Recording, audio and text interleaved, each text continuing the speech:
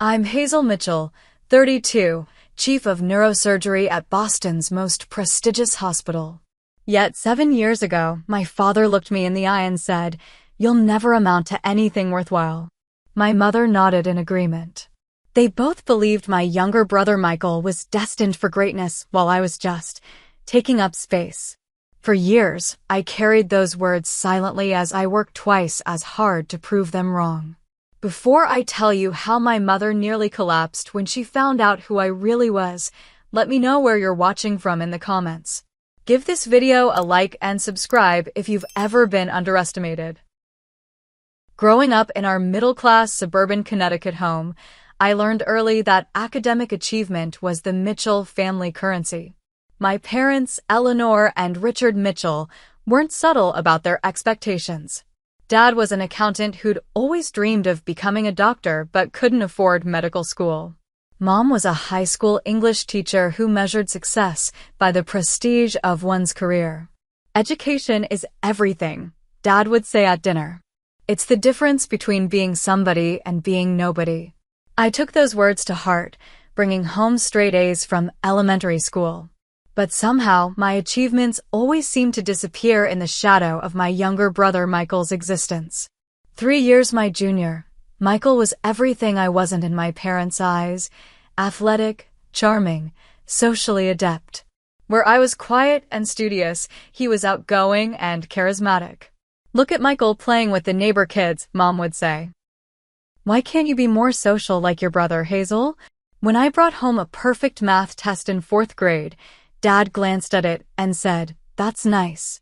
The same evening, Michael showed a C+ in science that he'd improved from AD, and they took him out for ice cream to celebrate his progress. By middle school, the pattern was firmly established. My straight A's were expected, never celebrated. "This is what you're supposed to do," Mom would say with a dismissive wave. Meanwhile, Michael's B's and occasional A's warranted special dinners and proud phone calls to relatives.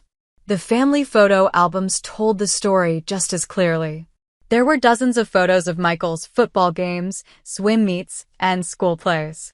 My academic award ceremonies? Not a single picture.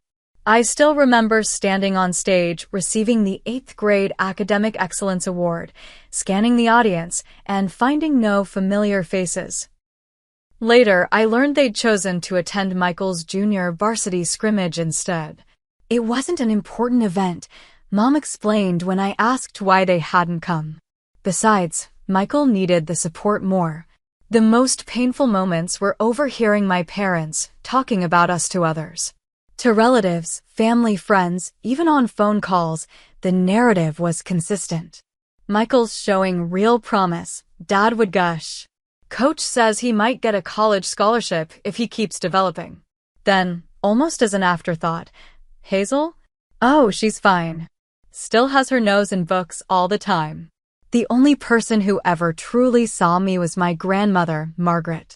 Mom's mother lived an hour away, and my occasional weekends with her became my sanctuary. "You have a remarkable mind, Hazel," she told me when I was 12, after I explained a science project that had earned me the top grade in class, but only a cursory nod from my parents. Don't ever let anyone make you believe that's not valuable. Grandma Margaret had been a nurse in the 1960s, back when women in medicine were rare and often dismissed. She had stories about doctors ignoring her observations, only to discover later she'd been right. Perhaps that's why she recognized the same dismissal happening to me. When I was 15, Grandma Margaret was diagnosed with a brain tumor. The doctors initially missed it, dismissing her symptoms as elderly confusion until it was too late for effective treatment. I spent every possible moment by her hospital bed during those final months. "Promise me something," she said during one of her more lucid days, holding my hand with surprising strength. "Promise you'll become whatever you want to be, not what anyone else thinks you should be." I promised, and 2 weeks later, she was gone. At her funeral, while my parents consoled each other and fussed over Michael's proper behavior, I made a silent vow. I would become a doctor, specifically a neurosurgeon. I would make sure other people wouldn't lose their loved ones to missed diagnoses and dismissive attitudes. I didn't share this plan with my parents. By then, I'd learned to keep my ambitions to myself. Instead, I channeled my grief into studying even harder, securing perfect SAT scores, and completing advanced placement classes. When I graduated as valedictorian of my high school, I delivered a speech about perseverance and following dreams even when they seem impossible.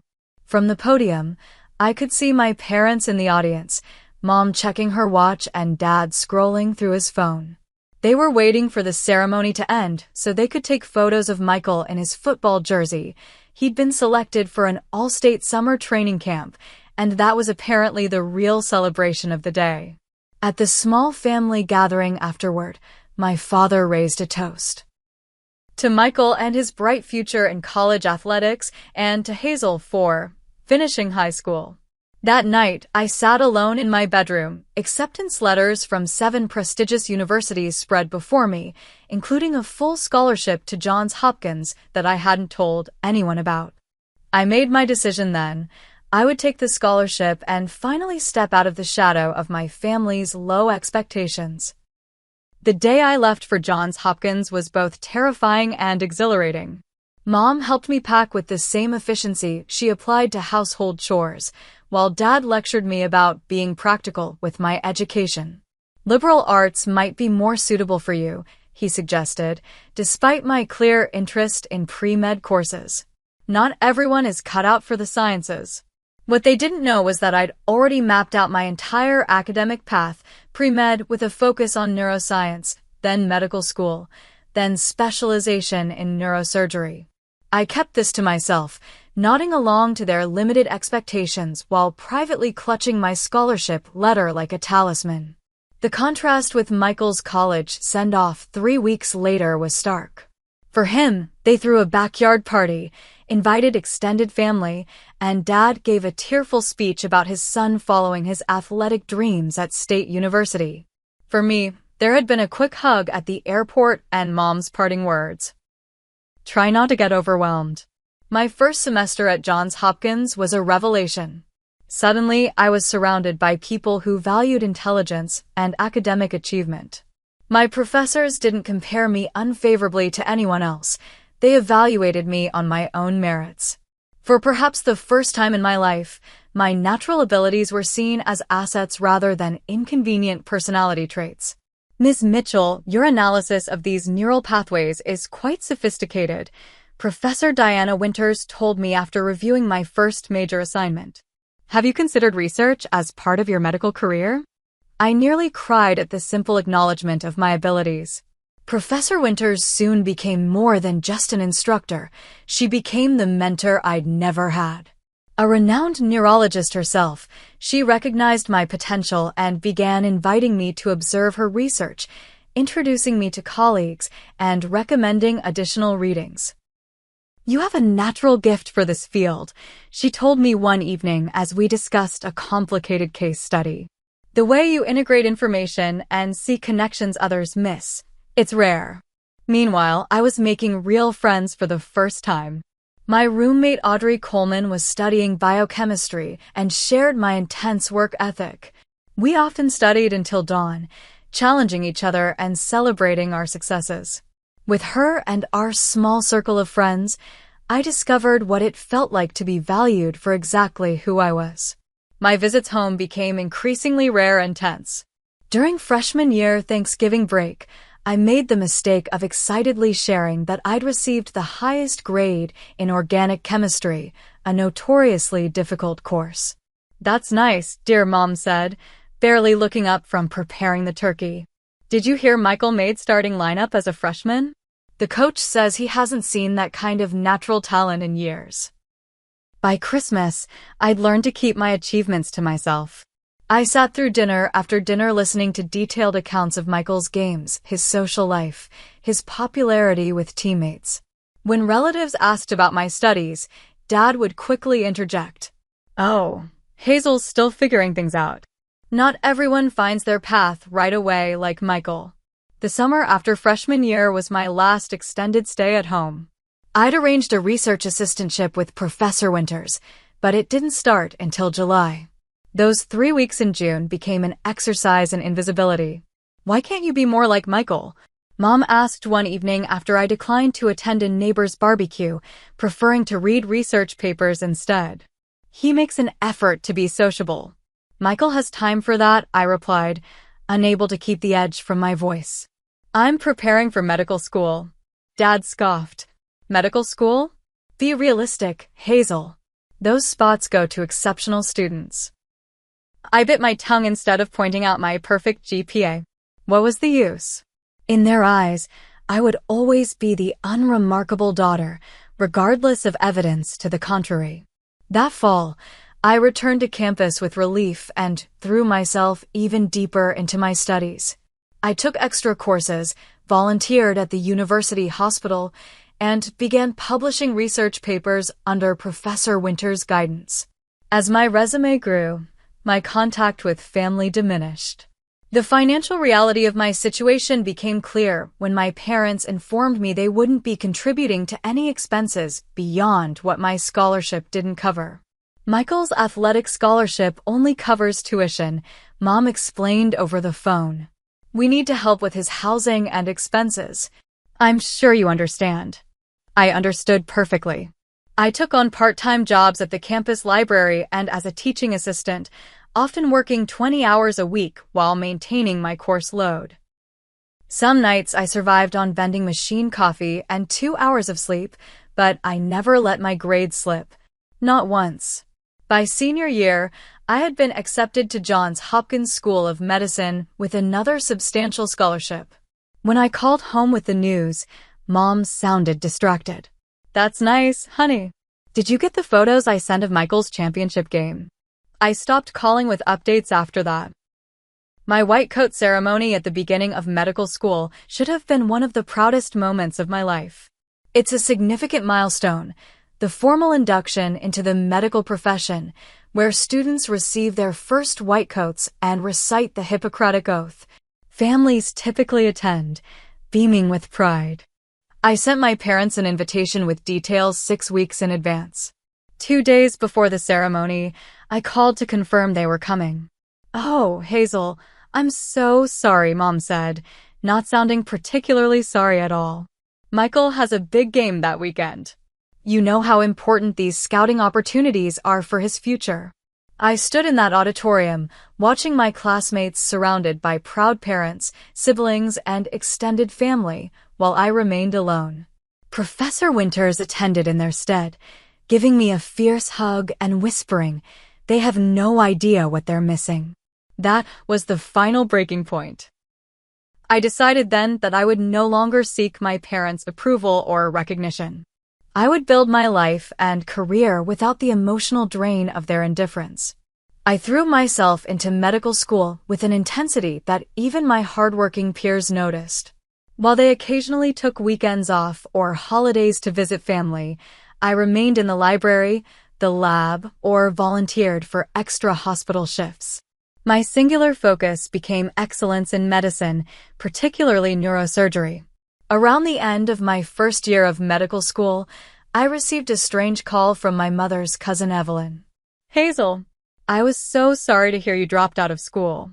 Your mother tells me you're working at a coffee shop now? Such a shame after all that promise."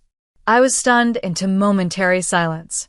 "Aunt Evelyn, I'm in medical school at Johns Hopkins. I haven't dropped out of anything." Her confusion was palpable. "But your mother told everyone at the family reunion last month that you couldn't handle the pressure of university and had to leave." As the conversation continued, a sickening realization dawned. While I'd been distancing myself from family contact, an entirely different narrative about my life had been constructed without my knowledge. Through careful questioning of distant relatives and old family friends over the following weeks, I pieced together the story my parents had been telling everyone. Hazel, the disappointing daughter, had dropped out of college due to emotional problems and was now working menial jobs while Michael continued to be the family success story. The truth about Michael, which I discovered through a mutual childhood friend, was quite different. He had lost his athletic scholarship after a mediocre performance freshman year, coupled with failing grades. He had dropped out after his sophomore year and was bouncing between unsuccessful business ventures, all funded by my parents. I was hurt but not entirely surprised to learn that the money my parents had originally promised for my education had been redirected to bail out Michael's failed attempts at starting a sports marketing company, then a fitness center, then a protein shake business. Most painfully, I discovered through social media posts that Michael had begun implying to his friends that he was pre-med, using vague references to medical studies and even posting photos of textbooks similar to mine. My achievements had become his fiction. I considered confrontation. I drafted multiple emails and letters, even rehearsed phone calls. But ultimately, I decided that engaging would only drain energy I needed for my studies. If they needed to create this fictional version of our lives where he was the successful one and I was the failure, so be it. I would know the truth, and eventually, so would the world. I severed what little remained of our communication. I blocked their numbers, returned mail unopened, and asked the few family members I still trusted not to share information about me. It was like performing emotional surgery, painful but necessary for healing. My medical school years passed in a blur of 16-hour days, complex neuroanatomy, surgical rotations, and research publications. I graduated at the top of my class with multiple residency offers from the most prestigious programs in the country. When I walked across the stage to receive my medical degree, Professor Winters and Audrey cheered loudly enough to make up for my absent family. Dr. Hazel Mitchell, the dean, announced, and in that moment, I felt both the weight and freedom of becoming exactly who I'd promised my grandmother I would be. I chose Massachusetts General Hospital in Boston for my residency, partly for its exceptional neurosurgery program and partly for the distance it provided from my family in Connecticut. The 7-year neurosurgery residency is notoriously grueling, even among medical specialties known for their intensity. The first year as an intern nearly broke me. 100-hour work weeks, being on call every third night, snatching sleep in short bursts on hospital cots, and facing the emotional weight of life and death situations daily pushed me to my limits. Some of my fellow residents quit, unable to withstand the pressure. But I had spent my entire life being underestimated and dismissed. This pressure felt familiar, almost comforting in its clarity. At least here, my performance was judged on measurable criteria: surgical skill, medical knowledge, patient outcomes, rather than how I compared to someone else. Mitchell, explain the approach you'd take for this glioblastoma, Dr. Harrison, the intimidating chief of neurosurgery, demanded during my second year, pointing to an MRI scan during rounds. I detailed the procedure step by step, including potential complications and how I'd address them. When I finished, the room was silent. Dr. Harrison, known for his biting criticism, simply nodded. That's precisely right. Who taught you that approach? It's not in the standard literature. I developed it based on a combination of techniques from recent journal articles, I answered truthfully. He raised an eyebrow. Interesting. I want to see you perform it. That case became the first of many where I began innovating surgical techniques. By my 4th year of residency, I had developed a method for accessing certain previously inoperable brain tumors that significantly reduced patient risk. When my research was published in the Journal of Neurosurgery, I received recognition from the wider medical community.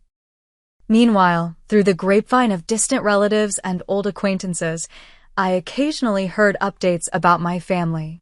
The fictional narrative about me had evolved. Now I had apparently tried medical school but couldn't handle it and was working as a pharmacy technician somewhere in the Midwest. Michael, conversely, was supposedly thriving in medical studies. The most surreal moment came when a new resident joined our program from my hometown area. During an orientation dinner, he mentioned knowing my brother. Michael Mitchell, right? He's always talking about med school and his research. Says his sister couldn't hack it and dropped out. Tough family to live up to, I guess.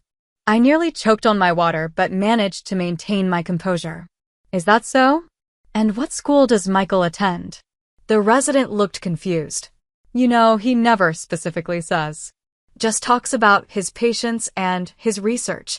I assume Johns Hopkins based on the gear he wears. I simply nodded and changed the subject, but later that night, I searched social media and found recent photos of Michael wearing a Johns Hopkins medicine sweatshirt and stethoscope in what appeared to be staged doctor photos. He was using my accomplishments to create an entirely fictional medical career for himself, while my parents continued spreading the lie that I was the failure. I could have exposed him. A single phone call to the right people would have unraveled the entire fabrication. But something held me back, perhaps the last remnant of family loyalty, or simply the knowledge that my actual work was more important than correcting public perception.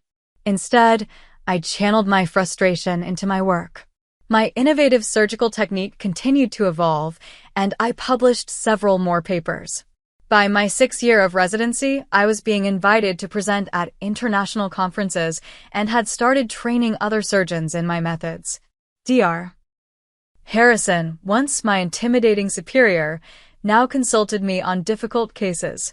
Mitchell has the best hands I've seen in 30 years of neurosurgery, I overheard him telling a colleague. And her spatial reasoning is off the charts. When I completed my residency, Massachusetts General created a special attending physician position specifically for me, unusual for someone so early in their career. 2 years later, at 32, I was nominated for the position of Chief of Neurosurgery after Dr. Harrison announced his early retirement. I'm recommending you as my replacement, he told me matter-of-factly. The committee will consider other candidates, of course, but they'd be fools not to select you. The appointment was historic. I became the youngest chief of neurosurgery in the hospital's history and one of the few women to hold the position at a major medical center. The announcement made medical news, with profiles in several journals and even a mention in the Boston Globe. Throughout all this success, I maintained my privacy about my estrangement from my family. Colleagues knew I didn't go home for holidays or take time off for family events, but I deflected personal questions with vague references to a complicated relationship.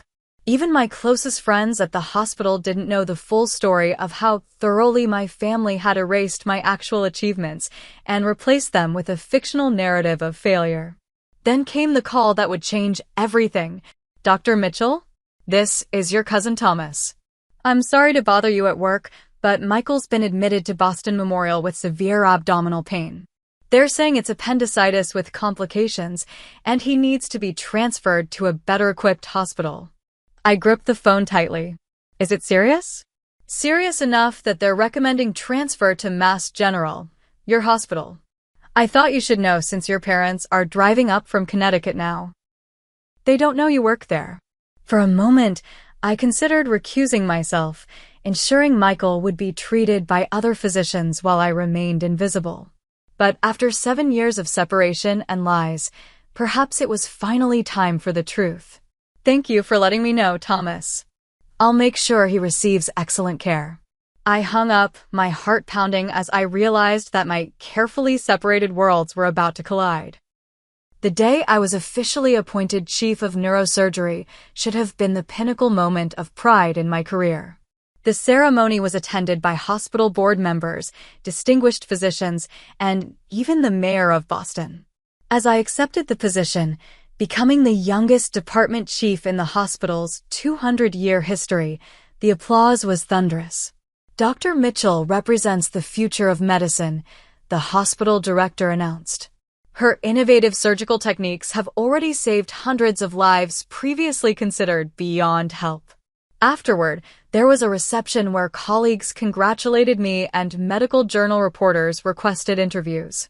Throughout it all, I maintained the polite smile and humble demeanor expected of me, while inside I couldn't help wondering what my parents would think if they could see me now. The irony wasn't lost on me that on the same day I reached this career milestone, my estranged brother was being admitted to Boston Memorial Hospital with what was initially diagnosed as appendicitis.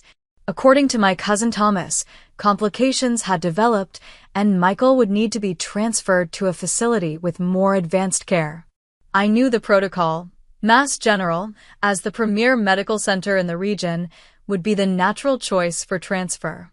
As chief of neurosurgery, I wouldn't typically be involved in an appendicitis case, but I found myself checking the incoming transfer list throughout the day. Dr. Mitchell? My assistant looked concerned as she entered my office. I thought you should know there's a patient being transferred from Boston Memorial with your same last name. Michael Mitchell? Any relation? I took a deep breath. Yes, he's my brother. Her eyebrows raised slightly. I'd never mentioned having a brother in the 5 years she'd worked with me. Oh! Well, he's being admitted under Dr. Sanderson in general surgery. Apparently, there are some complications with his appendicitis that might involve infection spreading to other organs. Thank you for letting me know, I said, trying to sound casual. Please don't mention our relationship to anyone. I'd prefer to keep my personal and professional lives separate. As the day progressed, I found myself facing an ethical dilemma. Should I involve myself in Michael's case? Check his chart? Visit him? The professional part of me said to maintain distance. Doctors typically don't treat family members due to emotional complications. But another part, perhaps the part still hurting from years of lies and dismissal, wanted to see this confrontation through. I decided on a middle path. I wouldn't directly involve myself in his treatment, but I would monitor his case from a distance, ensuring he received the best care possible. Not because he deserved it after years of taking credit for my accomplishments, but because that's what a good doctor would do. Later that afternoon, my assistant informed me that Michael had arrived and was being settled in room 412. She also mentioned that 2 people identifying themselves as his parents were with him. My parents, just a few floors away after 7 years of separation. I understand Mr. Mitchell is telling the nursing staff he's a medical student here, she added with confusion. But we don't have any record of him in our program. Of course he was. Even lying in a hospital bed, Michael couldn't resist continuing his charade. I pulled up his medical records on my computer, a technical breach of protocol since he wasn't my patient, but as department chief, I had access to all patient files. The diagnosis was concerning: perforated appendix with signs of peritonitis and potential sepsis developing. He would need immediate surgery and aggressive antibiotic treatment. As I scrolled through his intake forms, I noticed something that made my blood run cold. Under allergies, there was no mention of his severe cephalosporin allergy, a potentially fatal reaction to a common class of antibiotics that would likely be used for his infection. I immediately called Dr. Sanderson. Jim, it's Hazel. I need to tell you something about your new transfer, Michael Mitchell. The medical student with appendicitis? What about him? I paused, choosing my words carefully. First, he's not a medical student here or anywhere else. Second, and more importantly, he has a severe allergy to cephalosporins that's not in his chart. He developed it as a teenager. Anaphylaxis with hives and throat swelling. There was a moment of silence. How do you know this, Hazel? He's my brother. Another pause. I didn't know you had a brother. There's a lot about my family I don't discuss, I said simply. Please make sure his allergy is noted prominently in his chart. I'd appreciate if you kept our relationship confidential for now.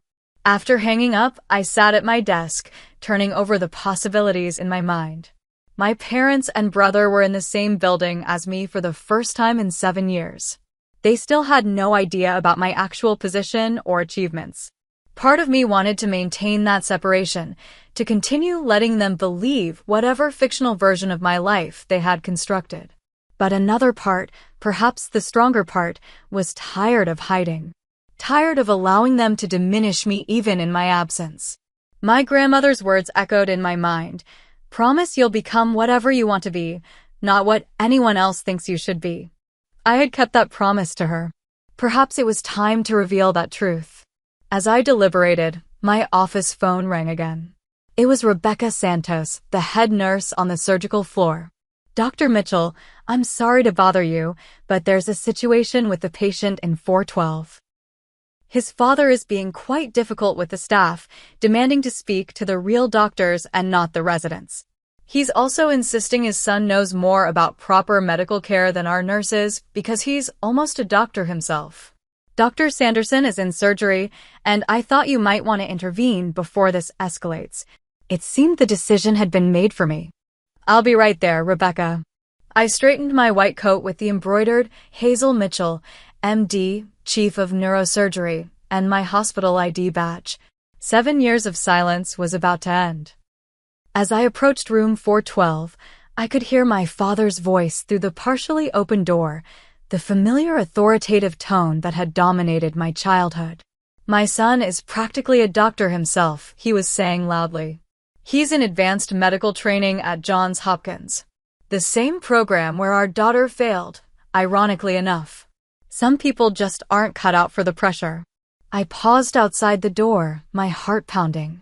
Through the narrow opening, I could see my mother sitting beside Michael's bed, adjusting his pillows with the same doting attention she'd always shown him. Michael himself looked pale and drawn with pain, but was apparently still committed to the charade. The problem with hospitals like Boston Memorial is they don't recognize sepsis early enough, he was explaining weakly to a nurse who was checking his IV. At Johns Hopkins, where I study, we have advanced protocols for. Actually, early sepsis recognition rates at Boston Memorial have improved by 40% in the past 2 years, the nurse interrupted politely. And this is Massachusetts General Hospital, not Boston Memorial. You were transferred. I took a deep breath and walked in. The nurse recognized me immediately and straightened up. Dr. Mitchell. I was just explaining to the patient about his antibiotic regimen. My mother glanced up briefly, then back at Michael, not registering who had entered. My father turned with an impatient expression that froze when his eyes met mine. Michael stared in shock, his mouth slightly open. Thank you, Kelly, I said to the nurse. I'll take it from here. Of course, doctor, she replied, stepping aside deferentially. My father recovered first. Hazel? What are you doing here? Are you working here? I maintained my professional demeanor. I'm Dr. Mitchell, yes. I understand there's some confusion about the patient's care. My mother finally looked at me properly, her eyes widening as she took in my white coat and the stethoscope around my neck. You're a nurse here? Before I could answer, Rebecca Santos, the head nurse I'd spoken with earlier, entered the room carrying Michael's updated chart. She looked between me and my family, clearly sensing the tension. Dr. Mitchell, I've updated the patient's chart with the allergy information you provided. Dr. Sanderson wanted to confirm you'll be available to consult if needed, given your familiarity with the case. Then came the moment that would change everything. Rebecca, looking at my mother who still appeared confused, added helpfully, Are you just meeting Dr. Mitchell? She's our chief of neurosurgery, youngest in the hospital's history. The medical journal did that big feature on her pioneering surgical technique last month. Everyone's been talking about it. The room went completely silent. My mother's face drained of color, and she reached for the edge of Michael's bed to steady herself. My father's expression cycled rapidly through confusion, disbelief, and something that might have been shame. Are you the chief doctor everyone's talking about? Rebecca continued, oblivious to the family drama unfolding. The one who developed the Mitchell approach for inoperable brain tumors? My mother swayed slightly, looking as though she might actually faint. My father moved to support her, his face ashen. That's not possible, he muttered, though there was no conviction in his voice. Hazel couldn't even handle medical school. She dropped out years ago. Michael, to his credit, looked mortified. Dad, he said quietly, I think we need to stop. Rebecca looked confused. I'm sorry, there must be some misunderstanding. Dr. Mitchell completed her medical degree at Johns Hopkins with highest honors before her residency here. She's published 12 major research papers and performed over 500 successful brain surgeries using her innovative technique. The Mitchell approach is being taught in medical schools worldwide. My father was still shaking his head in denial. No. You must have her confused with someone else. Our daughter works at a pharmacy in Ohio. Michael is the doctor in the family. He's at Johns Hopkins doing research on. Dad, Michael interrupted more firmly. Stop. Please. I finally spoke, keeping my voice calm and professional despite the emotional turmoil inside. Mr. and Mrs. Mitchell, I understand this is a shock. However, right now my concern is for my patient's well-being. Michael has a serious condition requiring immediate attention. My mother found her voice at last. You're actually a doctor? A brain surgeon? Chief of neurosurgery, I corrected gently. And yes, I completed medical school 7 years ago, followed by my residency here. I never dropped out of anything. My father's face had turned from pale to red. But Michael told us. He said you'd failed out of pre-med and were too embarrassed to tell us. I looked at my brother, who couldn't meet my eyes. Did he? The room fell into uncomfortable silence again, broken only by the beeping of Michael's monitors.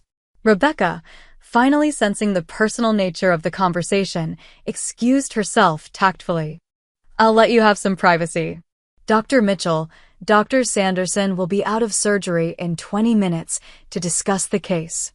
Once she left, my mother began to cry softly. I don't understand. All this time, we thought.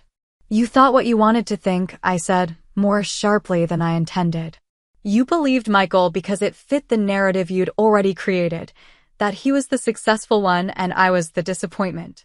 Michael shifted uncomfortably in the hospital bed. Hazel, I'm sorry. It just started as a small lie and then spiraled. Mom and Dad were so disappointed when I lost my scholarship, and then when I dropped out entirely, it was easier to let them think you had failed instead. My father was still struggling to process the revelation. But we never heard from you. Never saw your name anywhere. How were we supposed to know? You could have asked me, I replied simply. You could have called Johns Hopkins instead of just believing what you were told.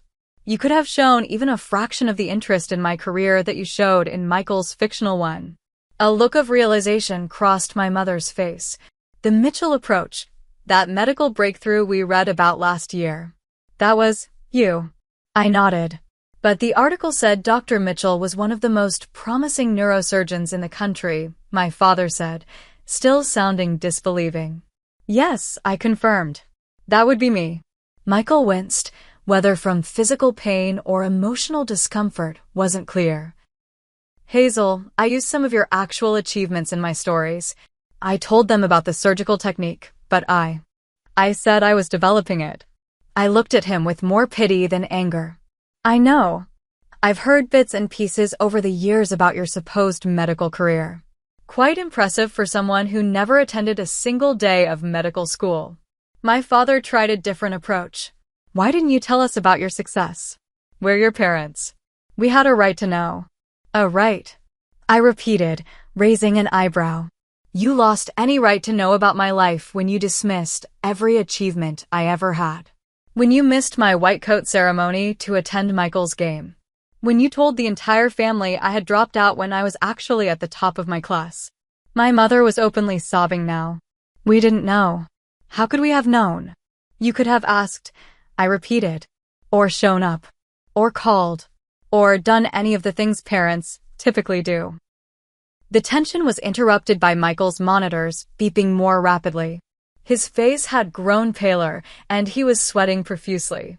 My doctor instincts immediately took over, personal feelings set aside. I stepped to his bedside, checking his pulse and the monitors. Michael, how's your pain? Scale of 1 to 10? 8. Maybe 9, he gasped. It's spreading across my abdomen. I pressed the call button. His peritonitis is worsening. He needs surgery immediately. When the nursing team rushed in, I switched fully to physician mode, relaying Michael's status and necessary preparations. Dr. Sanderson arrived moments later and, after a quick assessment, agreed with my evaluation. He needs to go to the OR now, Dr. Sanderson confirmed. The infection is spreading faster than we anticipated. My parents watched this exchange in stunned silence, seeing me in my element for the first time, confident, authoritative, respected by the medical team around me. As they prepared to wheel Michael to surgery, he grabbed my hand. Hazel, I'm sorry. For everything. I've been living in your shadow, pretending to be you, because I couldn't face being myself. Despite everything, I felt a pang of sympathy. We'll talk after your surgery. Focus on getting better now. My parents started to follow as Michael was wheeled out, but I stopped them. The surgery will take at least 2 hours. You should wait in the family room. Will he be okay? My mother asked tearfully. I considered sugarcoating it, but honesty seemed important now. The infection is serious, but he's young and otherwise healthy. Dr. Sanderson is excellent. My father looked at me with new eyes, as though seeing me for the first time. Will you be involved in his surgery? I hesitated. Typically, surgeons didn't operate on family members due to emotional complications. But this was an exceptional situation, and I was uniquely qualified to assist if complications arose. I'll consult if needed, I finally said. Now, if you'll excuse me, I need to review his case with the surgical team. As I walked away, I heard my father say to my mother in a shocked whisper, "Our daughter is a brain surgeon, chief of neurosurgery." How did we not know? How indeed, I thought, as I headed toward the OR to ensure my brother received the care he needed, despite everything that had happened between us. Michael's surgery lasted nearly 4 hours. What had begun as a relatively straightforward appendectomy became complicated when the surgical team discovered the infection had spread more extensively than initially thought. I waited with my parents in the family room for the first hour, the silence between us heavy with unspoken words and emotions. I need to check on some patients, I finally said, standing to leave. It wasn't entirely untrue. I did have responsibilities, but it was also an escape from the suffocating tension. Hazel, my father said as I reached the door. I don't understand how all this happened. I turned back. All what, Dad?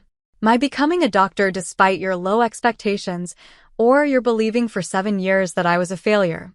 He had no answer for that. I spent the next 3 hours reviewing files in my office, occasionally checking on Michael's surgery progress. When Dr. Sanderson called to report a complication, unexpected bleeding that was difficult to control, I made the decision to join the operation. Not as a sister, but as the chief of neurosurgery whose expertise might be needed. In the OR, I maintained complete professionalism, assisting with the complex case without any hint of our personal connection. When the bleeding was finally controlled and Michael was stabilized, Dr. Sanderson looked at me with newfound respect. Your brother is lucky to have you, Dr. Mitchell. Not many patients get the hospital chief in their operating room. I nodded, removing my surgical gloves. Please let his parents know the surgery was successful but complicated. He'll need to stay in the ICU overnight. Michael remained sedated through the night.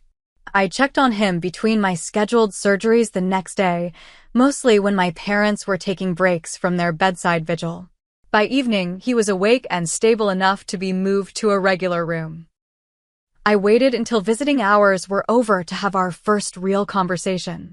He looked small in the hospital bed, tubes and monitors still attached, a far cry from the confident person who had been impersonating a doctor just days before. How are you feeling? I asked, checking his chart at the foot of his bed. Like someone ripped out my appendix and then some, he attempted to joke, then grew serious. Hazel, I don't even know where to begin. I sat in the chair beside his bed. Neither do I, Michael. 7 years is a long time. He looked at me, really looked at me, perhaps for the first time since we were children. You're actually a brain surgeon. Chief of neurosurgery. I've been pretending to be what you actually are. Why? I asked simply. Why create such an elaborate lie? Why use my life as your fiction? He was quiet for a moment. When I lost my scholarship, Dad was so disappointed. You know how he always wanted to be a doctor himself. Then when I dropped out entirely, I couldn't face it. One day, I mentioned something about medical research I'd read, and they just assumed I was considering med school. It snowballed from there. And telling them I had failed instead? Michael had the decency to look ashamed. That was the worst part. When they started asking why they never heard about your college graduation, I panicked and said you'd dropped out. It was easier than explaining why we weren't in touch. And once that lie was out there, I couldn't take it back. You could have, I countered. At any point in 7 years, you could have told the truth. I know, he admitted. But then I'd have to face being the family disappointment. You don't know what that's like. I couldn't help but laugh, a short, bitter sound. I don't know what that's like? Michael, I spent my entire childhood being compared unfavorably to you. Nothing I accomplished was ever good enough because it wasn't what you did. I was the family disappointment long before you took my achievements and claimed them as your own. His eyes filled with tears. You're right. I never saw it that way as a kid, but looking back, they always did treat us differently. I'm sorry, Hazel. I really am. It wasn't enough, not nearly enough for 7 years of lies, but it was a start. What will you do now? I asked. Now that the truth is out. I don't know, he admitted. Go back to Connecticut, figure out what I actually want to do with my life instead of living a fantasy version of yours. We talked for another hour. About his actual failed business ventures, about my medical school experiences, about the distance that had grown between us. It wasn't a miraculous reconciliation, but it was honest in a way our relationship had never been before. The next morning, I arrived at the hospital early to find my parents already in Michael's room. They fell silent when I entered, my father looking uncomfortable and my mother dabbing at her eyes with a tissue. Hazel, my mother began hesitantly. We've been talking with Michael about everything. I remained standing near the door, arms crossed. And? My father cleared his throat. We owe you an apology. Many apologies, actually. For what specifically? I asked, not making this easy for them. For dismissing every achievement I ever had? For missing my white coat ceremony? For believing I was a failure without ever bothering to check? For all of it, my mother said softly. We had no idea. Because you never asked, I finished for her. You never called. You never visited. You created a narrative about me that fit what you already believed, and you never questioned it. My father stood up straighter. Now wait a minute. You cut us off too. You could have told us about your success. Would you have believed me? I challenged. Or would you have thought I was lying to compete with Michael's fictional medical career? He had no answer for that. The truth is, I continued, I stopped telling you about my achievements long before I stopped communicating entirely. Every time I shared a success, it was dismissed or forgotten in favor of whatever Michael was doing. So eventually, I stopped sharing. My mother was crying again. We never meant to make you feel that way. Intentions don't change impact, I replied, a phrase I'd learned in a hospital management course that seemed particularly apt now. You may not have meant to hurt me, but you did. Repeatedly and consistently, for years. Michael spoke up from his bed. They know, Hazel. We've been talking all morning. I've been telling them how wrong we all were. I looked at each of them in turn, my brother in the hospital bed, my father standing awkwardly by the window, my mother clutching her tissue. This was my family, flawed and human, and finally facing reality. I don't know what happens from here, I said honestly. I've built a life without you in it. A successful, fulfilling life. Could we be part of it now? My mother asked tentatively. Now that we know who you really are? I considered this. That depends. Can you accept who I really am? Not the daughter you wanted me to be, but the person I actually am. We're proud of you, Hazel, my father said, his voice rough with emotion. We should have been proud all along. It wasn't enough, not yet. But it was a beginning. Over the next few days, as Michael recovered enough for discharge, we had more conversations, painful, honest ones where years of resentment and misunderstanding were finally addressed. There were no magical solutions or instant healing, but there was truth where there had been lies and acknowledgement where there had been dismissal. I set clear boundaries for any future relationship. I wouldn't be coming home for every holiday or calling weekly as if nothing had happened. Trust would need to be rebuilt slowly, if at all. I'd like to come see where you work, my father said the day Michael was discharged. See this Mitchell approach in action, if that's possible. It's not a spectator sport, Dad, I replied with a small smile. But I could show you my research lab sometime. As they prepared to leave, Michael pulled me aside. I've been thinking about what to do next. Maybe something in hospital administration? Not pretending to be a doctor, but actually helping in healthcare somehow. That could be good, I agreed. But figure out what you want first, not what you think others want from you. My mother hugged me goodbye, holding on a bit too long. I'm so sorry we missed everything, Hazel. Your graduation, your white coat ceremony, your accomplishments. You didn't miss everything, I told her. Just the past. The future is still unwritten. After they left, I returned to my office, processing the emotional whirlwind of the past week. On my desk was a framed photo of my grandmother Margaret, the only family member who had truly seen me. I kept my promise, I whispered to her image. The next day, I returned to my regular schedule, morning rounds, 2 complicated surgeries, a research meeting, and administrative duties. But something had shifted inside me. The weight of being unseen, unacknowledged by my family, had lifted. Not because I'd finally received their approval, but because I'd finally accepted that I hadn't needed it all along. A month later, I established the Margaret Wilson Scholarship for underestimated students pursuing neuroscience, named for my grandmother who had believed in me when no one else did. The first recipient was a brilliant young woman whose family had similarly dismissed her ambitions. My relationship with my family continued to evolve slowly. Michael enrolled in a healthcare management program, finally pursuing his own path rather than a fictional version of mine. My parents made awkward but genuine efforts to understand my work and my life. During a rare dinner together 6 months after our hospital reunion, my mother asked, "Do you think you'll ever fully forgive us, Hazel?" I considered this carefully before answering. I think forgiveness isn't a destination but a process. I'm not doing this to prove you wrong anymore. I'm doing it because it's who I always was, whether you saw it or not. And that, perhaps, was the most important lesson of all. The validation I'd sought for so long had always been within me, in the lives I saved, the research I advanced, and the promise I kept to the one person who had truly believed in me from the beginning. Have you ever been underestimated by family or friends, only to prove them wrong through your accomplishments? Share your story in the comments below. If this video resonated with you, please give it a like and subscribe to our channel for more inspiring stories of resilience and triumph. Don't forget to hit that share button if you know someone who needs to hear this message of perseverance and self-belief. Thank you for watching, and remember, sometimes the people who should believe in you the most are the last to recognize your true potential.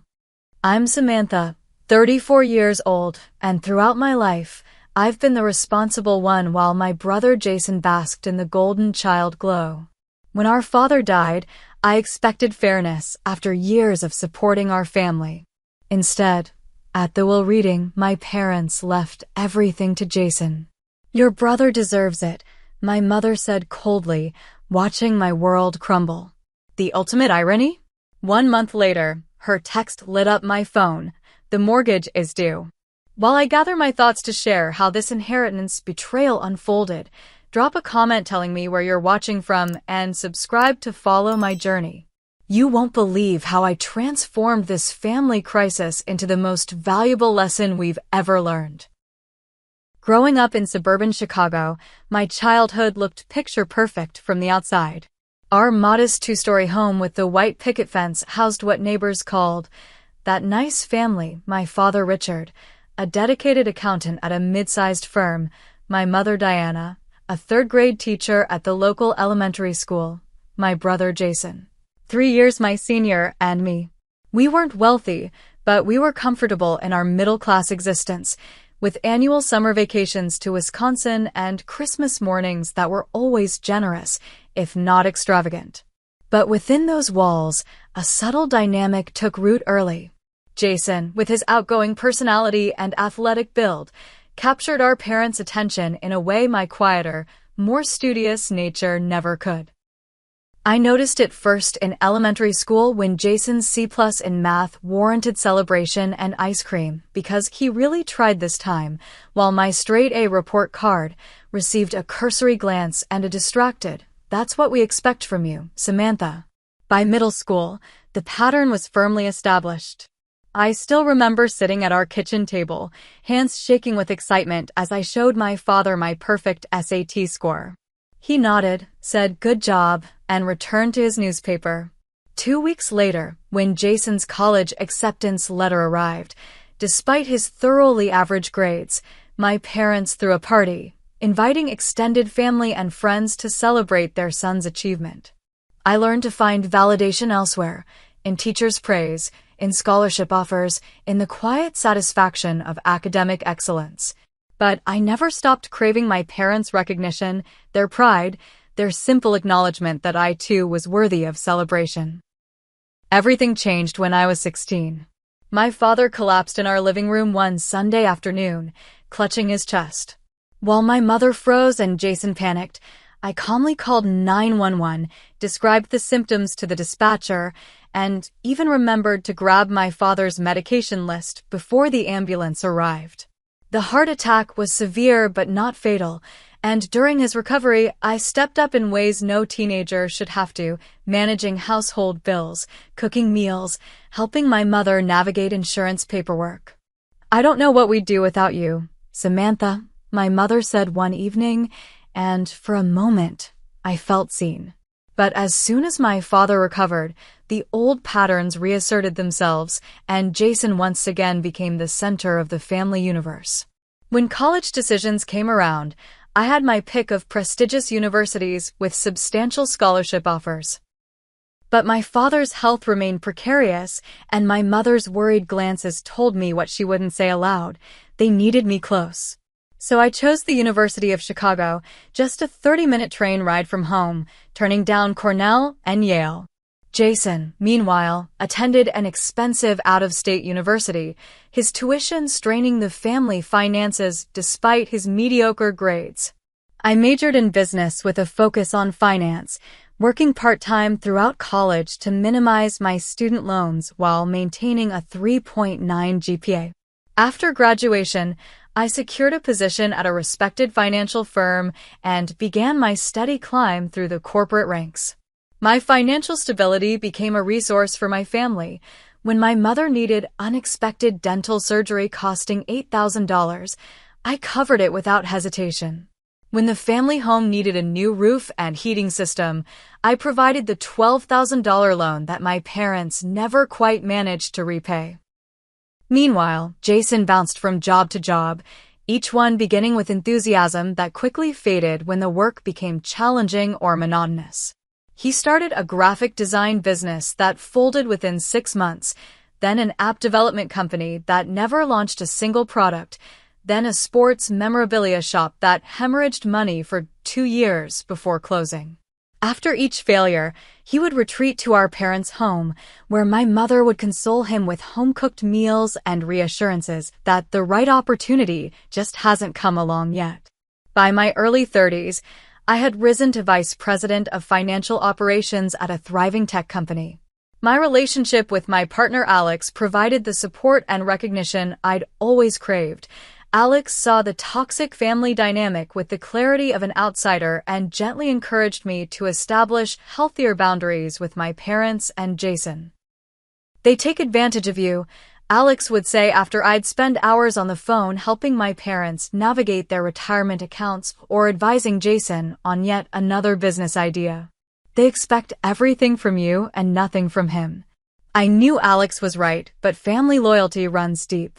When my company offered me a promotion that required relocating to Boston, I took it with a mix of excitement and guilt.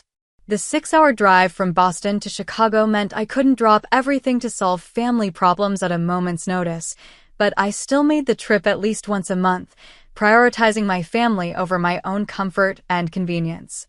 The distance helped me gain perspective, but it also created space for Jason to spin narratives about my absence, my success, my priorities. I didn't realize just how effectively he'd been painting me as the villain in my own family story until it was too late. The call came on a Tuesday morning in October. I was preparing for a quarterly budget presentation when my phone lit up with my mother's name. "Your father's had a stroke," she said, her voice thin and brittle. "It's bad, Samantha. The doctors are saying, they're saying we should prepare ourselves." I didn't hesitate. "I'm on my way," I promised, already emailing my team about a family emergency. Within 2 hours, I'd booked a flight, packed a bag, and arranged to work remotely for as long as necessary. The entire flight to Chicago, I clutched my armrests, silently bargaining with the universe to keep my father alive until I could reach him. When I arrived at Northwestern Memorial Hospital, my mother sat alone in the waiting room, her face drawn and pale. "Where's Jason?" I asked, setting down my suitcase. "He's coming," she said vaguely. "He has some work things to wrap up first." I swallowed my frustration and focused on what needed to be done. My father lay unconscious in the ICU, surrounded by beeping machines and snaking tubes. The neurologist explained the situation in gentle but unflinching terms.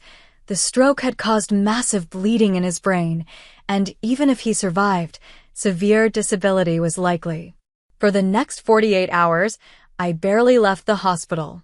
I took detailed notes during doctor consultations, asked informed questions about treatment options, and made sure my mother ate and rested. I called my father's insurance company to verify coverage, spoke with the hospital social worker about potential rehabilitation facilities, and began researching stroke recovery resources. Jason finally arrived 3 days after the stroke, offering vague excuses about client meetings and project deadlines, despite the fact that I knew from my mother that he was currently between jobs. He spent his hospital visits scrolling through his phone or stepping out for important calls, leaving me to continue managing the medical decisions and supporting our mother. As days stretched into a week, it became clear that my father's condition wasn't improving. The doctors recommended transitioning to comfort care, and after an agonizing family discussion, we agreed. I arranged for hospice services, ensuring my father would have dignified, pain-free care in his final days. In a rare moment of consciousness, my father squeezed my hand and whispered something I couldn't quite hear. When I leaned closer, he said, "Always so capable," with what might have been a smile. Those 3 words felt like a precious gift, an acknowledgement of all I'd done and been for our family. 2 days later, with both Jason and me at his bedside, our father took his final breath. In that moment of profound loss, the sibling rivalry and parental favoritism seemed petty and irrelevant. We were just 2 children saying goodbye to their father, united in grief. The unity didn't last long. As the initial shock subsided, practical matters required attention. I contacted the funeral home, chose a casket my father would have appreciated for its understated elegance, and worked with my mother to write the obituary. The funeral costs came to just over $15,000, which I paid up front, with Jason promising to reimburse me for his share once he was more stable financially, a promise I knew from experience would likely go unfulfilled. In the days following the funeral, my mother leaned heavily on me, both emotionally and practically. I helped her notify banks, insurance companies, and government agencies of my father's death. I organized his personal belongings, helped my mother sort through his clothes for donation, and listened to her reminisce about their 42 years of marriage. Meanwhile, Jason made occasional appearances, offering hugs and platitudes before disappearing again, claiming he needed space to process his grief. I didn't begrudge him his coping mechanism. We all grieve differently, but the uneven distribution of responsibilities felt all too familiar. 2 weeks after the funeral, we gathered at my parents' longtime attorney's office for the reading of the will. I expected a straightforward division of assets, perhaps the family home to my mother, with investment accounts and personal possessions split between Jason and me. Or, given my financial stability compared to Jason's perpetual struggles, perhaps a slightly larger share for him. What I never anticipated was what actually happened. The attorney, Mr. Levinson, who had handled my parents' legal affairs for decades, seemed uncomfortable as he adjusted his glasses and began to read. My mother sat unnaturally still beside me, her hands folded tightly in her lap. I, Richard Clark, being of sound mind, do hereby declare this to be my last will and testament, Mr. Levinson read, proceeding through the standard legal preamble before reaching the critical section. I leave all property, assets, and possessions to my son, Jason Clark. The words didn't register at first. I waited for the continuation, and to my daughter Samantha, I leave, but it never came. Just a few more legal clauses, instructions for executing the will, and then silence. There must be some mistake, I finally said, looking between the attorney and my mother. What about me? My mother's expression hardened in a way I'd never seen before. Your brother deserves it, she said coldly. He's always struggled while you've done well for yourself. The room seemed to tilt as the implications sank in. Everything, the family home valued at approximately $575,000, my father's investment portfolio worth around $250,000. His meticulously maintained collection of classic cars worth at least $180,000. All of it now belonged to Jason. I opened my mouth to protest, to remind them of the loans I'd provided, the support I'd given, the sacrifices I'd made. But the words died in my throat as I saw the satisfied smile playing at the corners of Jason's mouth. This wasn't a mistake or an oversight. This was the culmination of a lifetime of family dynamics, the final confirmation of what I had always feared, but never fully accepted. In my parents' eyes, Jason's needs would always outweigh my contributions. Mr. Levinson shuffled his papers awkwardly, clearly uncomfortable with the tension filling his office. There are some papers to sign, he said, not quite meeting my eyes. Mrs. Clark, if you could. I sat in stunned silence as my mother signed document after document, making official what still felt impossible.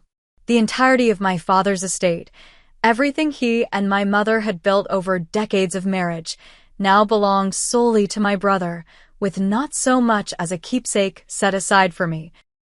The drive back to my hotel passed in a blur.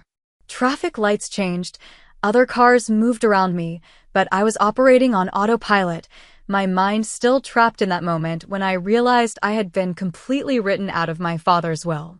Not just overlooked, but deliberately excluded. As soon as I reached my room, I called Alex.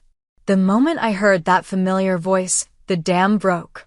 They left everything to Jason, I sobbed, the words barely coherent. Everything.